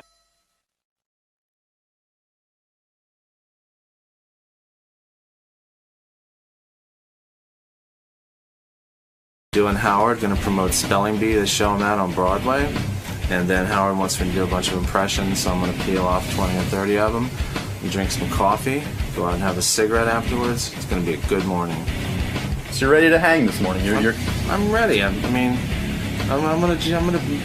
He wants to do some impressions. I'll do a bunch of them. I'll just start going. So that's what he loves. He's worried about with some comedians. It's like putting them on the spot, but you seem. No, I know. I'm a performer. And you're ready to perform. Yeah. I got my coffee. I had a Red Bull earlier. I'm doing pretty good. All right, cool. We'll see you. We'll have another Red Bull, and then we're really gonna go. At the roof. Yeah. All right, man. We'll see you inside then. Sounds good. Daryl Hammond's here, Robin. He's Daryl Hammond is the real talented guy on Saturday Night Live. Yeah, the guy they build every other cast around. The guy who they can't live without, or else they'd have nobody to do impressions. Yeah, after they get him, they can put everybody else in place. Bibbidi-bop. Is he the longest running? Yeah, I think Daryl is at this point. Hey, Daryl. What? Hey. He's lost a lot of weight. What's he doing? Oh, man. You look thin. Are you anorexic? He must be dating again. What's the state of your marriage? I don't know. Oh, he's dating. Oh, my God. You don't lose weight. Hi there. Right, Artie? Hi. Well, that's what happens. He's not Usually. getting any sun, though. He must just be sleeping with these women. He's white, man. Yeah. Oh, boy. You still married or not? I don't know how that's happening. No, yeah. It's kind of a situation. You know how it is when life is confusing and stuff like that. I mean, Daryl's there's already a lot been of- married to the same woman twice. It's complicated. right? Complicated. Haven't you married your wife twice? It's like 3 times. 3 times? No, it was twice. Twice. Yeah. Comedians are all fucked up. No, we've heard this story before. Yeah. Yeah. Complete mess. Why is that? Why are comedians so... You don't consider yourself, do you? Oh, yeah. Oh, but I'm not even that funny. Huh? I can't do impressions. Stop it. You know, I'm goofy. So, So what's going on with the love life? You got a girlfriend or what? Listen, I think there's a lot of things that, I'm going to answer this like a politician. Go ahead. Okay. Answer it as... let me just say this. Let me say it give like a non-answer, okay? Okay. Well, I think that there's a lot of things that we consider from time to time. I mean, certainly having a girlfriend is one of those things. Having a job, the kind of job you want is. We live in a post 9/11 world. Everyone is trying to learn as they go, or we're flying by the seat of our pants. We're trying to put a whole thing together, and that's exactly what we're doing. You know what I love about guys? How's that? Like that one, Robin? Daryl, Yeah, that was good. I like when you ask Daryl, like you ask him a simple question: are you married anymore? And he doesn't know if he's married anymore. I know. That's a comedian. That's a comedian. That's a guy who knows how to make people laugh. You're in a tough situation. I sense that as a kid you felt deprived of love and a lot of stuff. Yeah. And now you're on Saturday Night Live. There's hot chicks involved in that. Audience members who want to have sex with you. And it's tough. It's tempting. It is. Listen, the whole, I think it's tempting. It's a post 9/11 world, and everyone's trying to learn how to get by, and that's exactly what we're doing. What do you, so you're in negotiations with Saturday Night Live right now? I don't know. Like every summer we have like some talks, and I guess we're going to start to have those talks pretty soon, and we'll see. You got them by the balls. So it's from year to year. Yeah, and it's not like a weirdness to it. I mean, we've known each other a long time. Who handles it? Lauren himself, or he's obviously overseeing the whole affair. Yeah. But, there's a lot. So what's the hang up? I mean, you want a lot more money and they don't want to give it to you? It's not even a hang up. We haven't even started talking about it. We've talked about it, and we're leaning in that direction. But I mean, there are lawyers coming in, and you're in the driver's seat. Listen, not too many guys can do this list. What do you got over there? Bill Clinton, Al Gore, Giuliani, Jay Leno, Barney Fife. You do Hillary Clinton, she seems to be a front runner. You don't do any women. No. There's no women the front on runner? Who knows? I just thought I want I'd to come throw back in like if in a you could month do. and do some more for you. There's a couple I'm going to learn coming up there, I think. Yeah. You don't do Barack Obama yet. No. But I want to come back. If you guys, when I do Caroline's in a month or something. But who are you working on? Nothing. I've been trying to work on this spelling bee, but spelling bee. Imus was pretty funny this year. Did you do Imus? I did Imus, dude. No, I never heard that. I wish I wouldn't have said it. I'm sorry that I said it, but I was using my words. I was talking. Yeah, he doesn't ever actually say anything. I never know what stupid. In fact, you're almost too clear. Too articulate, yes. I'm an idiot. That's pretty good. Thanks. I'm an idiot. Artie, you must respect. Artie, you must respect I was Daryl. talking. Because Artie had to do impressions for Mad TV all the time. God, and you said it was torturous. The hardest thing ever. I mean, they would make you listen to tapes, and it was so funny. I could get it right before a take, maybe if I heard it, and I go, all right, I got the voice for 10 seconds. And you just respect that talent so much once you try it, absolutely. And this is the pressure of, because you're probably getting that stuff, topical stuff, you're getting at the last minute and stuff. Yeah, well, I remember they gave me, it was the mid-90s. It was probably the first year you started on SNL, 95. They gave me, like, Newt Gingrich, and who the fuck does Newt Gingrich? Is hard. And I'd have to listen to him give speeches and then just go right into it. Yeah, there's really nothing much there. And just sort of get in the ballpark. Is that how it works for you on Saturday Night Live? Do you have to, do the writers come to you and say, hey, we need Pee Wee Herman in a sketch? Yeah. And then you have to go learn Pee Wee Herman, or they just know what you know already? No, you have to learn it. So if I come to you and say, do Pee Wee Herman, what do? You get a tape recorder and you just sit there and you... Yeah. You just sort of break it down into the different, it's everyone talks in like 2 or 3 different ways. Like Pee Wee, what was Pee Wee have? He had that sort of thing. Look, Alexis, I like you. Like you. Like you. You know what I mean? But is there anybody Bite me. you ever found that you couldn't do? You just couldn't get a handle on? Yeah, just too many to think about. I mean, Really? you run out of time. So you have Saturday Night Live by the balls, because how many guys are there in television who you can go to consistently? And it's not even just like doing an impression. Right, exactly. It's not even like just doing an impression. It's like when you do Jesse Jackson and stuff, you make me laugh. I mean, you also have to, it's It got to has sort to of be funny, you got yeah. to tap into the essence of what makes that fucking guy funny. Sometimes a dead-on impression isn't funny because it's too good. You got to you got to pick out a funny angle. Like Artie this morning said, I can do Jesse Jackson for one sentence. Like one sentence. But to do the sentence. It's I think government mandates for a minority citizen. I think it's that's it though. You know, like I mean, and then I kind of lose it, but it's like a minority citizen. You got to bounce off those T's. Opportunity. You must take it as an opportunity. That might be his Well, let Darryl do it. Jesse Jackson might be my favorite impression like ever. Yeah. Give him a lesson. Oh, yeah. Especially with the blackface, too. My God. I sort of set that apparatus in motion. Made good judgment. But not only that, it made good sense to have a hearty breakfast. And unbelievable. Make good judgment, but not only that, certainly made good sense to have a hearty lunch. So you could do that all day. Yeah, that's I mean, that's I studied unbelievable. him for like 5 years. That's like the most of anyone I ever studied. But you got the whatever it is that makes you laugh about you. He got it. You know what else? Another trap I fell into What was could your wife not like about you? What? Wait, what did you say? No, I was saying what a trap I fell into with impressions was sometimes I would imitate a guy doing the imitation. Like Right. you'd steal the funny angle they thought of. Yeah, I see like that I with- had to do Ed McMahon once, and I found myself just doing a bad impression of Phil Hartman doing Ed McMahon. Yeah. I kept going, "You are correct," and that's I know, just that's hacky and awful. But Well, I see that with like a president. A president gets into office, and then there's one guy who figures it out, and then everybody does his impression. Right. You do Bush? No, you don't do Bush on I SNL. never did Bush, no. But there's some other guy who does Bush, and I see it with him. He struggles with it. It's not that easy to hold. who does him really good? There's a guy. Isn't a guy in SNL does him right now, right? Yeah, Jason Sudeikis does a great job. Oh, He does? Mm-hmm.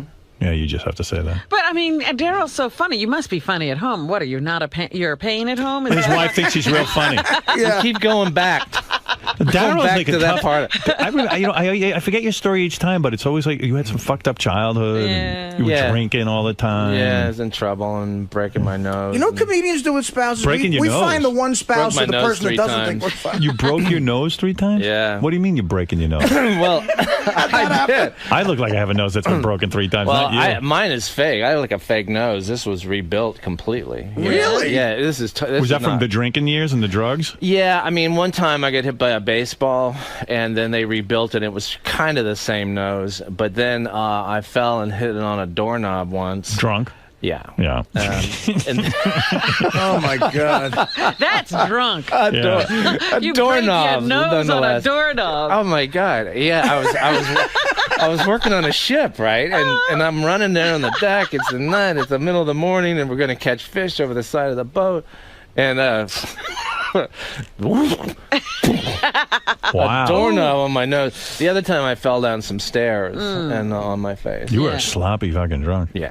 You're still sober. You haven't had any relapses. Yeah, no. I mean, I've got a few years now. You know what I read about Daryl? The reason he wears black all the time, it's you're in mourning for a friend? Where did you read that? Listen to this. This is what it says. Daryl says he wears black to honor a close friend who died in 1991. He says his friend's death caused him to start drinking and using drugs again after a 6-year hiatus. Well, I don't want to say that. I want to say that I stopped doing all the things that I sort of set that apparatus in motion.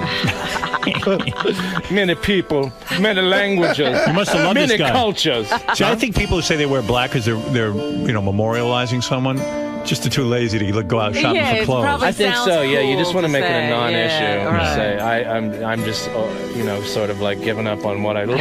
I'm not going to look the way I want to look, and that's it. Well, that's the end of it. You're a big Yankee fan too, huh? Like Yeah, Artie. sure. You got the Yankees hat on. No, the Look whole at that. thing, the whole thing. Artie, you bet you're jealous of that hat. I found something. Why are you playing taps? Your friend died. Yeah, takes us a while. Darryl, were you a great baseball player yourself? I heard a rumor that you were a great pitcher or something. Nah, I was pretty good until I got up to college and I started throwing the hard sliders and then. Really? Yeah, I was pretty good. I mean, I made it to junior college, let's say. I mean, that's as far as I went. Go back to your negotiation with Saturday Night Live. Okay. So I thought now. we're talking about the dead guy. Oh, yeah. We got to get. Where is that dead guy? Is he still dead? Yeah, he's Who is this guy? Who is this guy to you? It was just a guy. He's a good friend of mine, and he died. Yeah, he died. How did he die? Very, Very unfortunately. It was very unfortunate the way it happened. Wait, everything's a secret with you. I know, it's like odd. What did you didn't kill him, did you? Did you kill this guy? No. Is that why you feel bad? No, I didn't kill the guy. He, he killed himself. Yeah. So listen, that's everything is sad in your life. No, it's you don't even know if you're married. Huh? You living at home? Where are you living right now? I don't know. What? I got a place. Do you have a place? Or you're living in your own place? I got a place uptown. I ran into you up there at Reebok one day. Do you remember that? Oh yeah, that was a long time ago. Yeah, it was like a year ago. Oh, this is a while. It's been a year. You should never get married again. You're not good at it. I'm not really good at that stuff. I'm not the loving kind. No, if you've been married 3 times to the same person, it's ridiculous. You're still married, right? No. I'm But divorced. you're happy. I'm engaged. Yeah, I'm happy. Yeah, but you're pretty good at it. Yeah, but I don't keep marrying the same woman over and over again. Well, listen, I'm not. I There's know a lot better of than things that. I'm not good at. There's not, How do you make that move? Like, how did you end up like divorcing and then getting remarried? I don't know how it happened. To be honest with you. Like everything is happening and Darryl doesn't know how. Yeah, that's the way I'm playing it. That's the way we're working it today. Yeah, what gives you the confidence to say it's going to work this time? With the same person. Yeah, who sit here together? What is that making you laugh? Yes. I like it. No, Now, here you go. Like, many languages, many cultures, many people. Who sit here together? Who can what?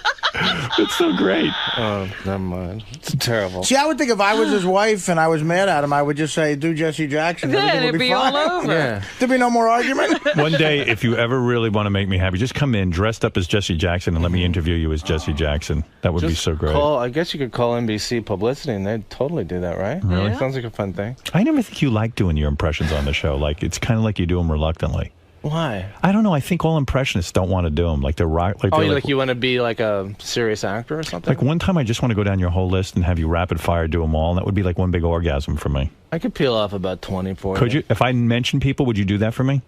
Please, just try it. It's probably better for me just to peel off a bunch. Really? Because I can't. All right, go ahead, peel off. Half of those. You don't do anymore. I can't even remember doing them. It's a shame. Yeah, but I mean, I could work it back. Who would you up. peel off? Let me hear you. Please peel off. I swear I would come in my let pants. me peel.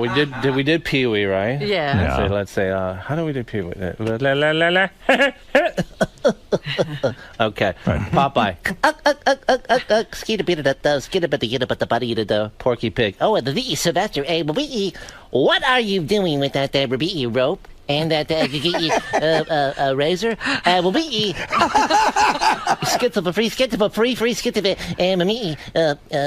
manic depressive or something. Okay.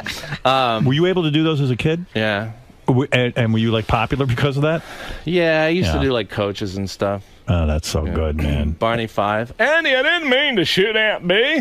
What were Barney 5? Well, why do you stop him like after 3 seconds? I don't know. You won't keep You going? told me to peel a bunch off. All right, but give me 3 more seconds of Barney 5. All right, let me get back into Barney. Let's see.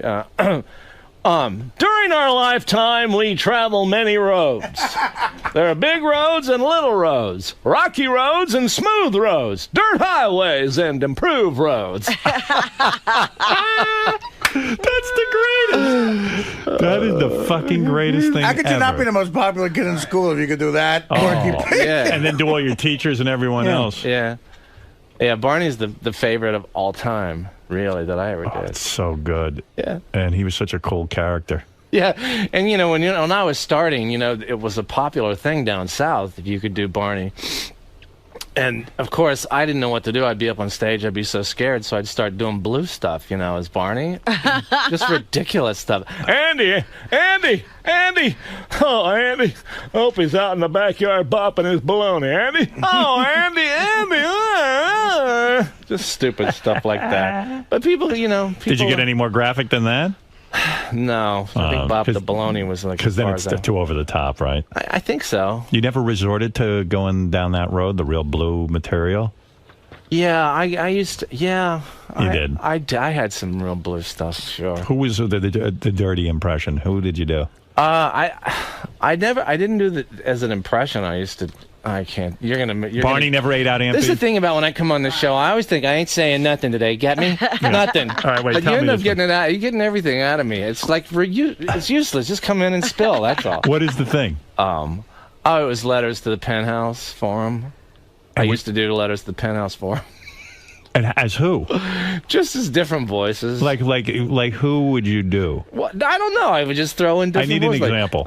Dear Penthouse, I never thought it would happen to me, but I was skydiving at 1,500 feet the other day when, lo and behold, my skydiving partner turned out to be a man, but not a woman. Imagine my surprise when she sidled over to me and made a unzip my fly and engulf.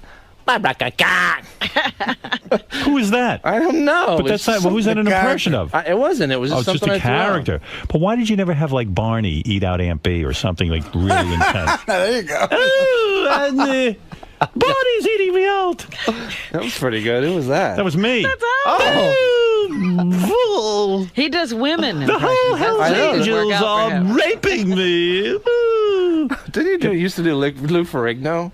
I do a good Lou Ferrigno. I think I remember. Let me do a few seconds of that. Why don't you? I wish you would. Why don't you riff a little bit? What I would do is eat oatmeal 4 times a day. two pineapple on oatmeal with dates. What? Dates. Mm-hmm. My father would say to me, Dewey. Right. Dewey, you can be the world champion. He was the one. Robin, don't laugh at that. But I would eat the pineapple, oatmeal, meal. Pineapple and oatmeal? Meals. Yeah. John Donnie. That's terrific. And if I ever done that, I would be on the Donnie Garson. Yeah. Pineapple. Forever. The pineapple. I've done that for Lou Ferrigno. I know. Yeah. Didn't go over Thank that goodness big. he can't hear. Oh, seriously, he didn't like it. No, he liked it. I don't think he could hear it that good. Yeah. I don't know if he knew I was that good. He doesn't even know what Howard's doing. Yeah, Howard, I think once tried it on the phone. Oh, Andy! Oh, Bonnie, suck my enormous clit. I could see some real angry if you took that out on stage tonight, it would totally kill. It's funny. Barney's funny. Somehow it wouldn't go over. I know that. Oh, Andy. So you're telling me that with your negotiation with Saturday Night Live... Yeah. Oh, did I interrupt you doing the 20 bits? Yes, you did. I know. Forget about it. No, I like when you do it. We'll do it. Just keep going, and then we'll jump back in. You're telling me your negotiation with Saturday Night Live. Yeah. You don't have the... Artie and I were trying to figure out how much money you're making. You've been... This will be your 13th season. If you sign, which you will, because you're smart. What did you think his salary was? After 13 years on SNL, I'd say between 20 and 25 grand an episode. Really? And we were all thinking it was more or less? I'm thinking... Is that good or bad? Here's a guy who's unbelievably talented. That's late night compared to prime time. Prime time, that's a low salary, That's like entry level prime time. Yeah. Daryl. Now, I could be completely wrong. I don't know. How many episodes a year are there? 20. 20. Yeah. Is Artie in the ballpark on this? Because it seems to me you could get a lot more money. I think it's an interesting question. You're saying you make more You than like that? it when I play the politician, don't you, Ryan? Absolutely. Is it possible to make... Because Lauren's a pretty cheap guy, infamously cheap. No, If Artie's numbers... Jew? If Stop that. Ridiculous. If Artie's calculation is correct, that's about $400,000 a year, which is, hey, that's nice money. Don't get me wrong. Yeah. But you're a television crazy, star. yeah. The show is kind of almost built around you in a sense. You're the go-to guy whenever they need the new impression. And Here's why there's no funny. justice in that, because Eddie Dumbfuck on Scrubs is making $40,000, right? And he started at 30, right? You know what I mean? Like that's. And again, I went from Mad TV, which was $8,000 a week. My first year at Norm was $30,000 a week, and I was doing nothing. Right. And adding nothing to television. I mean, there's no justice in that sense. Now, 13 years, that's territory no one else has ever been in. Maybe I'm wrong, but I would think it's. And this is network. Are you the highest paid guy? But it's late night. It's AFTRA, not SAG. It's a different thing. What's really weird to me is, like, I don't even think of myself as like an impressionist. It's like a Saturday Night Live thing. This has all been about Saturday Night Live. Yeah, but you do impressions. Yeah. I know, but you learn them. It's like you learn them in a few days. It's not that easy. So you're saying that's it's a justified. talent, man. Could you imagine going to forget the ones he can do. Could you imagine going to a guy and saying, "Look, we need this because he's in the news this week," and he gets it. You know, that's. Well, that's what I'm saying. They need them. They usually throw somebody out of there after a couple of seasons. So he's got to be $100,000 an episode guy. Come on, Daryl, out with it. That ain't late night network TV, Robin, unfortunately. After 13 years? Daryl? I don't know. Come on. I wish you would. How are you doing financially? What are you going to do to me if I don't tell you? I'm going to make you do 5 more. Either do 5 more good impressions. All right. How about Ted Koppel? All right. Let's hear Ted Koppel. See my hiney big and shiny makes you giggle to see it wiggle. How's that for you, brother? That's beautiful. I love it. All right. I'll tell you where Daryl makes his money, though. Where I think. Corporate. Absolutely. Because he's good enough to work clean. He can do impressions, and he's on the biggest comedy show of all time. I bet corporate-wise, that's the 6 figures. Do you do voiceover as well? No, I never did a voiceover. Why not? You're kidding. Why aren't you doing cartoons? And it's strange because I've been to lots of auditions. I never got And you don't get them?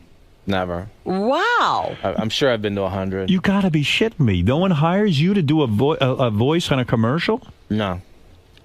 Or in some of these stupid movies they get everybody to do? I mean, maybe something's wrong. Does your agent ever say to you, listen, you motherfucker, get in there and land this audition? What the fuck? What's wrong with you? What the fuck is wrong with you? you? Why aren't you in Shrek 2? You can't do a goddamn parrot like Gilbert Gottfried? You with your fucking Porky Pig voice. You could use your Andy of Mayberry voice as a parrot. In other words, when you go in, let me manage you. We'll do it. You should have 1 million voiceovers. Yeah. When you go in and they say we need the voice of a turtle. Yeah. Just do your Andy Mayberry impression. The Barney Fife. And make him a turtle. Glub, glub, glub. Yeah, well. Yeah, that's beautiful. Why are you How about that? Yeah. That's beautiful. All right, since you won't tell me what you make, you owe me 4 more impressions. I heard Ted Koppel. Who else did it? I'll tell you who you have on your list. Johnny Cochran you used to do, Phil Donahue, Sam Donaldson, Bob Costas, Regis Philbin. I can't even remember any. Sean Connery. Sean. Yeah, that's a good one. Let's see if I can put one together for you. But I still don't. I'll take swords for. Swords. That's the weirdest thing. That's S words. See, I knew I was going to make a mark in show business. I just didn't think it would be, your mother's a whore.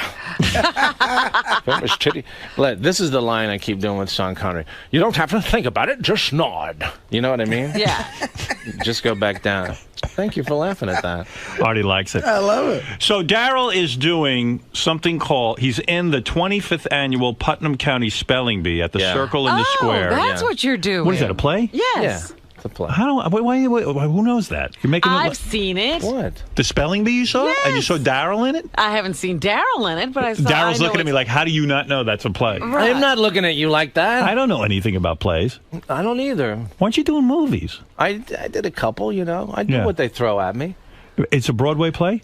Yeah. Oh, no kidding. I'll go see you in that. Okay. What do? You do impressions in that at all? No. Come on, man. Do you do Jesse Jackson? He's doing a character. Yeah. Character? Yeah, I do it a what little kind of character? I don't know. What does that sound like? I don't know. It changes every night.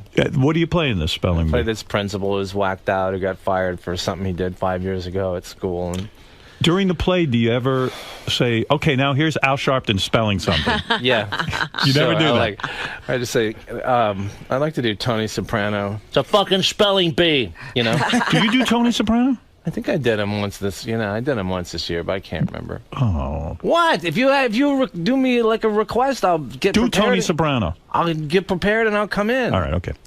Daryl is in the 25th annual. I don't want you to prepare. Anyone who has to prepare for the show, I'd feel bad for. The 25th annual Putnam County Spelling Bee at the Circle in the Square in Manhattan until July 19th. We should go see that. Absolutely. Why not? I'll see that It's again. a funny it's play. a funny play, and you would be great in it. And what do? You memorize all the lines? It's not like Saturday Night Live where you're going to have a cue card, right? Well, you got a lot of cards because you're calling up spellers and stuff, and plus I have music cues on there because I don't know how to do any of that. I'm like the first few nights it was hard on the music cues. Right. Yeah, I mean then I got all flustered and. Oh no! I was getting the laughs, but if you don't do the music, you know what I mean? Yeah. When are you going to know if you're returning to Saturday Night Live? God, I don't know. Right. It's going to be a whole drawn-out thing, huh? I don't know. Do you sweat it, or do you just whatever? Why do you sign only a year at a time? Why don't you get a multi-year contract? Because they don't offer me one. Well, tell them to go fuck themselves. Tell them that's what you want, or you're not coming back. Oh. Okay, sure. Why don't you call them and tell them that, Robin? Do you ever pick a chick out of the audience and just bang her in the Saturday Night Live audience? All right, never. All right, look. See, I guess not. Maybe he has. You saw him. That happens. Where's that question come from? Tony, you're on the air in Hartford. Daryl, Howard, how's it going, buddy? Good. How are you?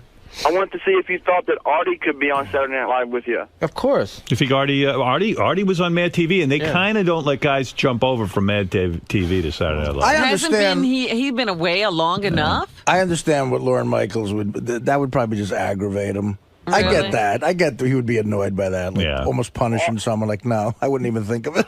Artie is a hack, though, because Artie stole one of my stories. He stole something from you? Artie doesn't steal. From me. What was your story I stole? We were sitting in a White Castle about 12 years ago, and you were sitting behind us, and you stole my story about Yankee Stadium, where your dad threw you on the field. Are you mental, or are you... That was me. Oh, okay. Hey, Joe, you're on the air. You motherfucker. You're on in Allentown, Pennsylvania. You're on the air with the star of the 25th Annual Putnam County Spelling Bee. This man really has very little time for you, but he is willing to. I got plenty of time. He's very carried away with himself. Thank you. Hey now. Good morning, everybody. Hey now. How we doing this morning? What can I do for you, Joe, real quick? Daryl, I am a huge fan. My wife is the biggest fan of all time of Saturday Night Live. How does it feel being in the room with the former cast member of Mad TV? Do you ever just sit back and laugh at what a pathetic excuse of a half-ass shitty sketch comedy show Mad TV was? Some people might have thought that show could have replaced when some people would say SNL. All right, this guy is trying to obviously disparage Artie. What in the world? Do you feel in competition with Mad TV? Is there a rivalry between you guys? Play each other in softball? Or no? That would be an interesting game. Yeah, softball league? No. Hey, Mad TV's been on for 15 years somehow. I still get checks, so. Go ahead, Chris. God bless it. Yeah? It's on Comedy Central. Go ahead, Chris. They're $80 checks. You're on with Daryl Hammond. No, Chris? Guy fell asleep, probably. Hello? Maybe the guy had a good question. I don't know. Hello? Rick, you're on in Hamilton, New Jersey. This is Bill Cosby. How y'all doing this morning? There you go. Everybody does Bill Cosby, right? Do you do him? Oh, sure. No. You do? Absolutely. You never did Bill Cosby? Never. Why? Because everyone does him? Maybe. I don't know. I'd probably, I didn't get never the assignment to do it, so I never really learned it. Your Bill Cosby isn't that good, Rick. How about my Tom Brokaw? I'm out here with Jim Miklaszewski on assignment. That's pretty bad, too. Let's go to Mark. Mark, you're on in Jersey City, New Jersey. Daryl, a few months back, Tina Fey was on and discussing guest host on the show. She wasn't necessarily a huge fan of Paris Hilton. Right. What was your least pleasant experience with a guest host? With Paris? With any of them. Any of them. Well, I always felt like, even though we were together for a week, I don't think she ever really quite knew who I was. And I always felt like when I would talk to her that she would kind of look at me like I don't know, you can't see it, but it was sort of like God, I can't, no, I wouldn't hang out with you. You're not cool. I don't know. It was painful or something. But I'm pretty sure. I'm almost positive. I'm sure she doesn't know now who I am. Were you glad she went to jail? No. No. I mean, obviously, justice has to have to take responsibility for that stuff. But I never disliked her. She just didn't know who I was. Is she out of jail, Robin? She's supposed to get out tomorrow. That seems quick, too. Did she do it full time? No. I did 20. This is my 22nd day. She was supposed to do 23, so it seems like it's about right. All right, Neil, go ahead. You're on the air. Hey, now. Hey, now. You got to do Clinton. He does the best Clinton ever, the only Clinton. All right, since we're running out of time, all right, that's the one we want to hear. Yeah. We want to hear Bill Clinton. Well, let's see. Let me see. That's what you do from time to time.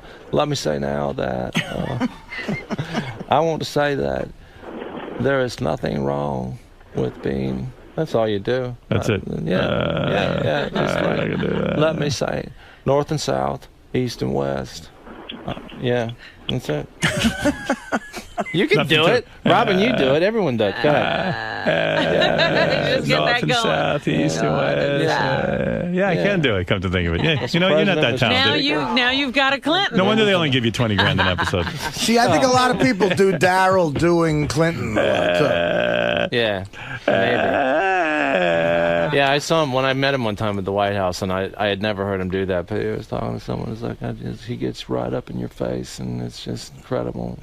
And you're just like, man, no one's ever talked to me like that. But, does he have that charisma everybody says well, he has? Well, that's the thing about you is he makes you feel like you're one of the most important things that's happened to him in a long time. That's amazing. And he gets really close to you. Sucks you right in. Yeah. Like you're a chick. Yeah, you've met him, right? I've never met him, but I've met the senior George Bush, and he used to do the same thing. Yeah. George W.'s father, he would make you feel like you were the only person in the room. Yeah, I met him. He was a really cool guy. Yeah. You liked him, right? Yeah. I did too. She was attracted to him. I wanted him, yeah. Seriously? I was like, oh my God, I'm in love with George Bush. With George Bush Jr., you sense like he thinks there's a lot of other people in the room. Right. Everybody else is in the room. It's a big party. Tony, you're on the air. What's up, guys? Hey. Hey. Hey, Daryl, I want to know why the current cast, it seems like their cue card reading is completely obvious, like past cast hasn't seemed that way. Is the present cast is reading cue cards too difficult for them? That's the question on the table. I've never even heard anyone raise that question. A character is supposed to be talking to another character, they're completely looking in the opposite direction. I'll look at some tape and I'll get back to you. All right, he's going to study the tapes and certainly. I'm saying, well, I like your very diplomatic answer to that. Yeah. Like a politician, I'll look at some tape. Television is an interesting thing. Anything can happen over television. I'll see how Andrew Sandberg's doing. Medium. Go ahead, Brett. You're on in Sparta, New Jersey. Yes, this is actually Sean from Edinburgh. Mr. Hammond, you are a phony. Yeah, of course I am. Thank you. That's it? That was your Sean Connery? Wow. Oh, yes, that's pretty much all I have for today. Thank you. Thank you. Do you think that guy amongst his friends kills with that out like at a Sizzler on a Friday night? No. Yeah. I'm sure he doesn't. Tito, you're on the air in San Diego. One last question, then I got to move along. Go ahead.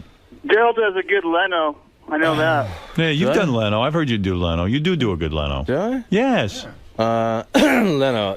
Say, well, it's very exciting, actually. Even more exciting. No, but this is true. Oh, no, I'm not making this up, ladies and gentlemen. This is so stupid. This is unbelievable. That is good. Yeah. That's killer. Here's something interesting. No, I'm not making this up, ladies and gentlemen. You know, Sears Roebuck. That's not selling McDonald's hamburgers. You know about this? Yeah, we know about it. What is this about Sears Roebuck? Sears Roebuck gonna start selling McDonald's hamburgers. Ooh, go to McDonald's. Ooh. I can see it now. Take a quarter pounder of fries. Why don't you throw in a pair of underwear to homemade McNuggets? I like when Jay does that whole thing about he always talks about his gee, I'm a comedian. Yeah, and if someone says, oh, you make a lot of money, he goes, yeah, right joke, tell joke. Yeah, right joke, tell joke. You like pay him, money. Tell joke, No, pick I up hate check. Jay. Why? I Get fucking check. hate Jay. Why? Why? Because he's a fucking liar. Oh. And not only that, he steals so much material from the show, but he isn't even aware of it. It's his writers. You just lift entire bits from the show. Okay, I could deal with that, but give us a credit once in a while, you know?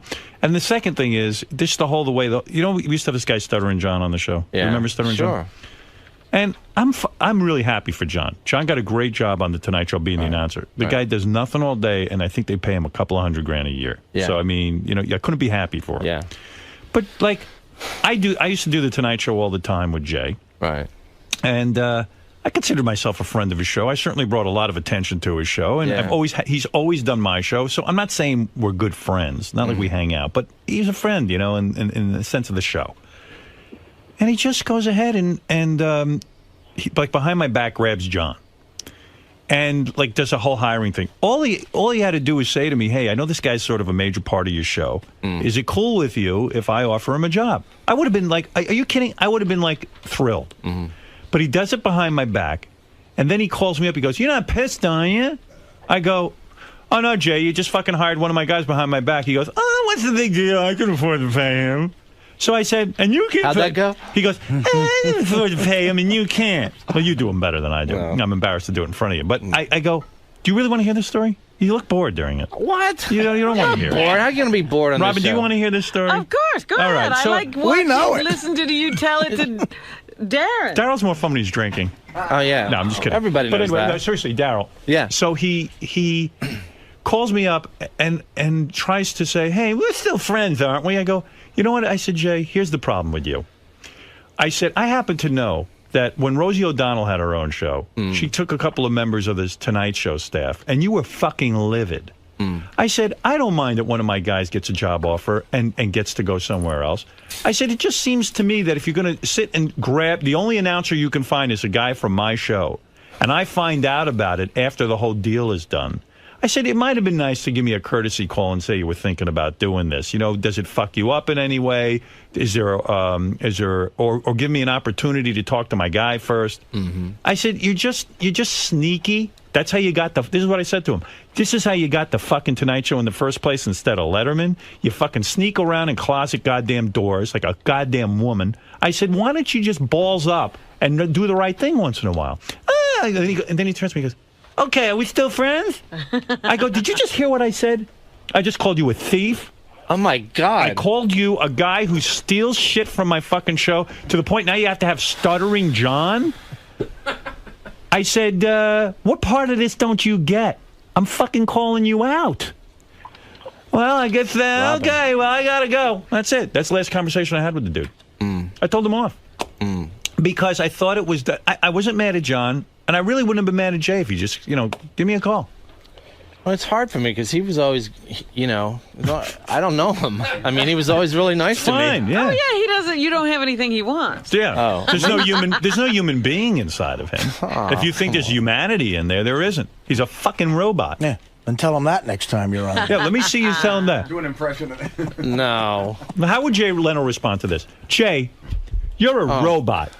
Stop Go ahead. Jay, come on. I don't know. Well, come on, Jay. I said you're a robot. No, I don't. Come on, Jay. Oh, no. Jay, I'm calling you out right now. No. You're a robot. What if Howard told Sean Connery Jay Leno was a robot? I don't know. Now right, I'm getting all confused and shit. I'm getting all whacked out. All right. That's enough. How about the character from the Spelling Bee? How would he react? I don't know. How would he react to It's Jay different Leno? every night.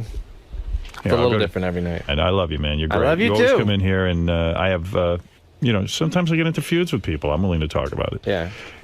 We're going to take a break, and we'll be back. You ran the full gamut today, Dare. I did, but I like Howard, and every time I go in, it's always interesting. One of your... Because he likes me. I like him. You could definitely tell that, but in one of your impersonations... Can you tell that? Yeah, because he just, you know, he likes to sit there and it's conversational. Yeah, I like him a lot. I always did. So we have fun. But one of those impersonations, your Leno impersonation, Yeah. it led to like a full like 10-minute tirade about Jay. Yeah. Is that super uncomfortable for you? You looked kind of uncomfortable sitting there as he ripped apart yeah, Jay. because I've always had a really good experience with Jay, and yet, that's always been my experience. So. What about from Howard's perspective after hearing that story? If everything he said was exactly how it happened, would you feel the same way about Jay? I wouldn't be able to comment on something like that.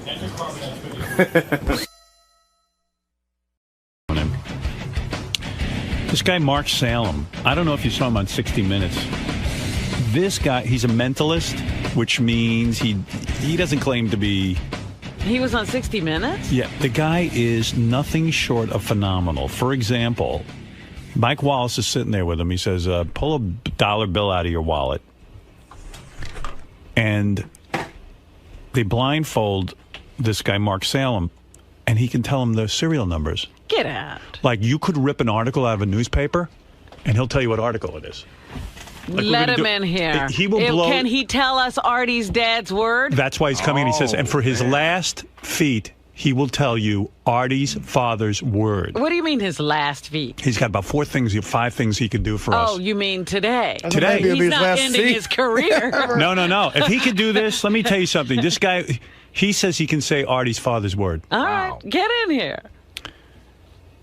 I saw this guy on 60 Minutes. He is so fucking mind-blowing. You will never be able to figure out what he's doing. I mean, listen. I'm sure he's a magician of some sort. No, that's what he said. He says I'm not blowing my mind up. He says I'm not psychic. I'm not claiming that. He says you'll never figure out how I do what I do. A lot of the stuff is he does kind of read people. Yeah. And he's been able to do that since he's 5, and it is nothing short of phenomenal. Okay, you saw it on 60 Minutes. 60 and you Minutes. Were I was blown impressed.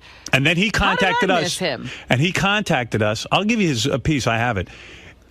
Then he contacted us and said, "Look, how about I come in? I'll tell you Artie's father's word." All right. Well, I just met with him for like 5 minutes. Oh, did you? Go ahead. Yeah, and he said I require to talk to you for 5 minutes. So it was just me and him in one of the green rooms. He didn't ask you the word. Yeah, well, that's what I look, thought. I'm desperate.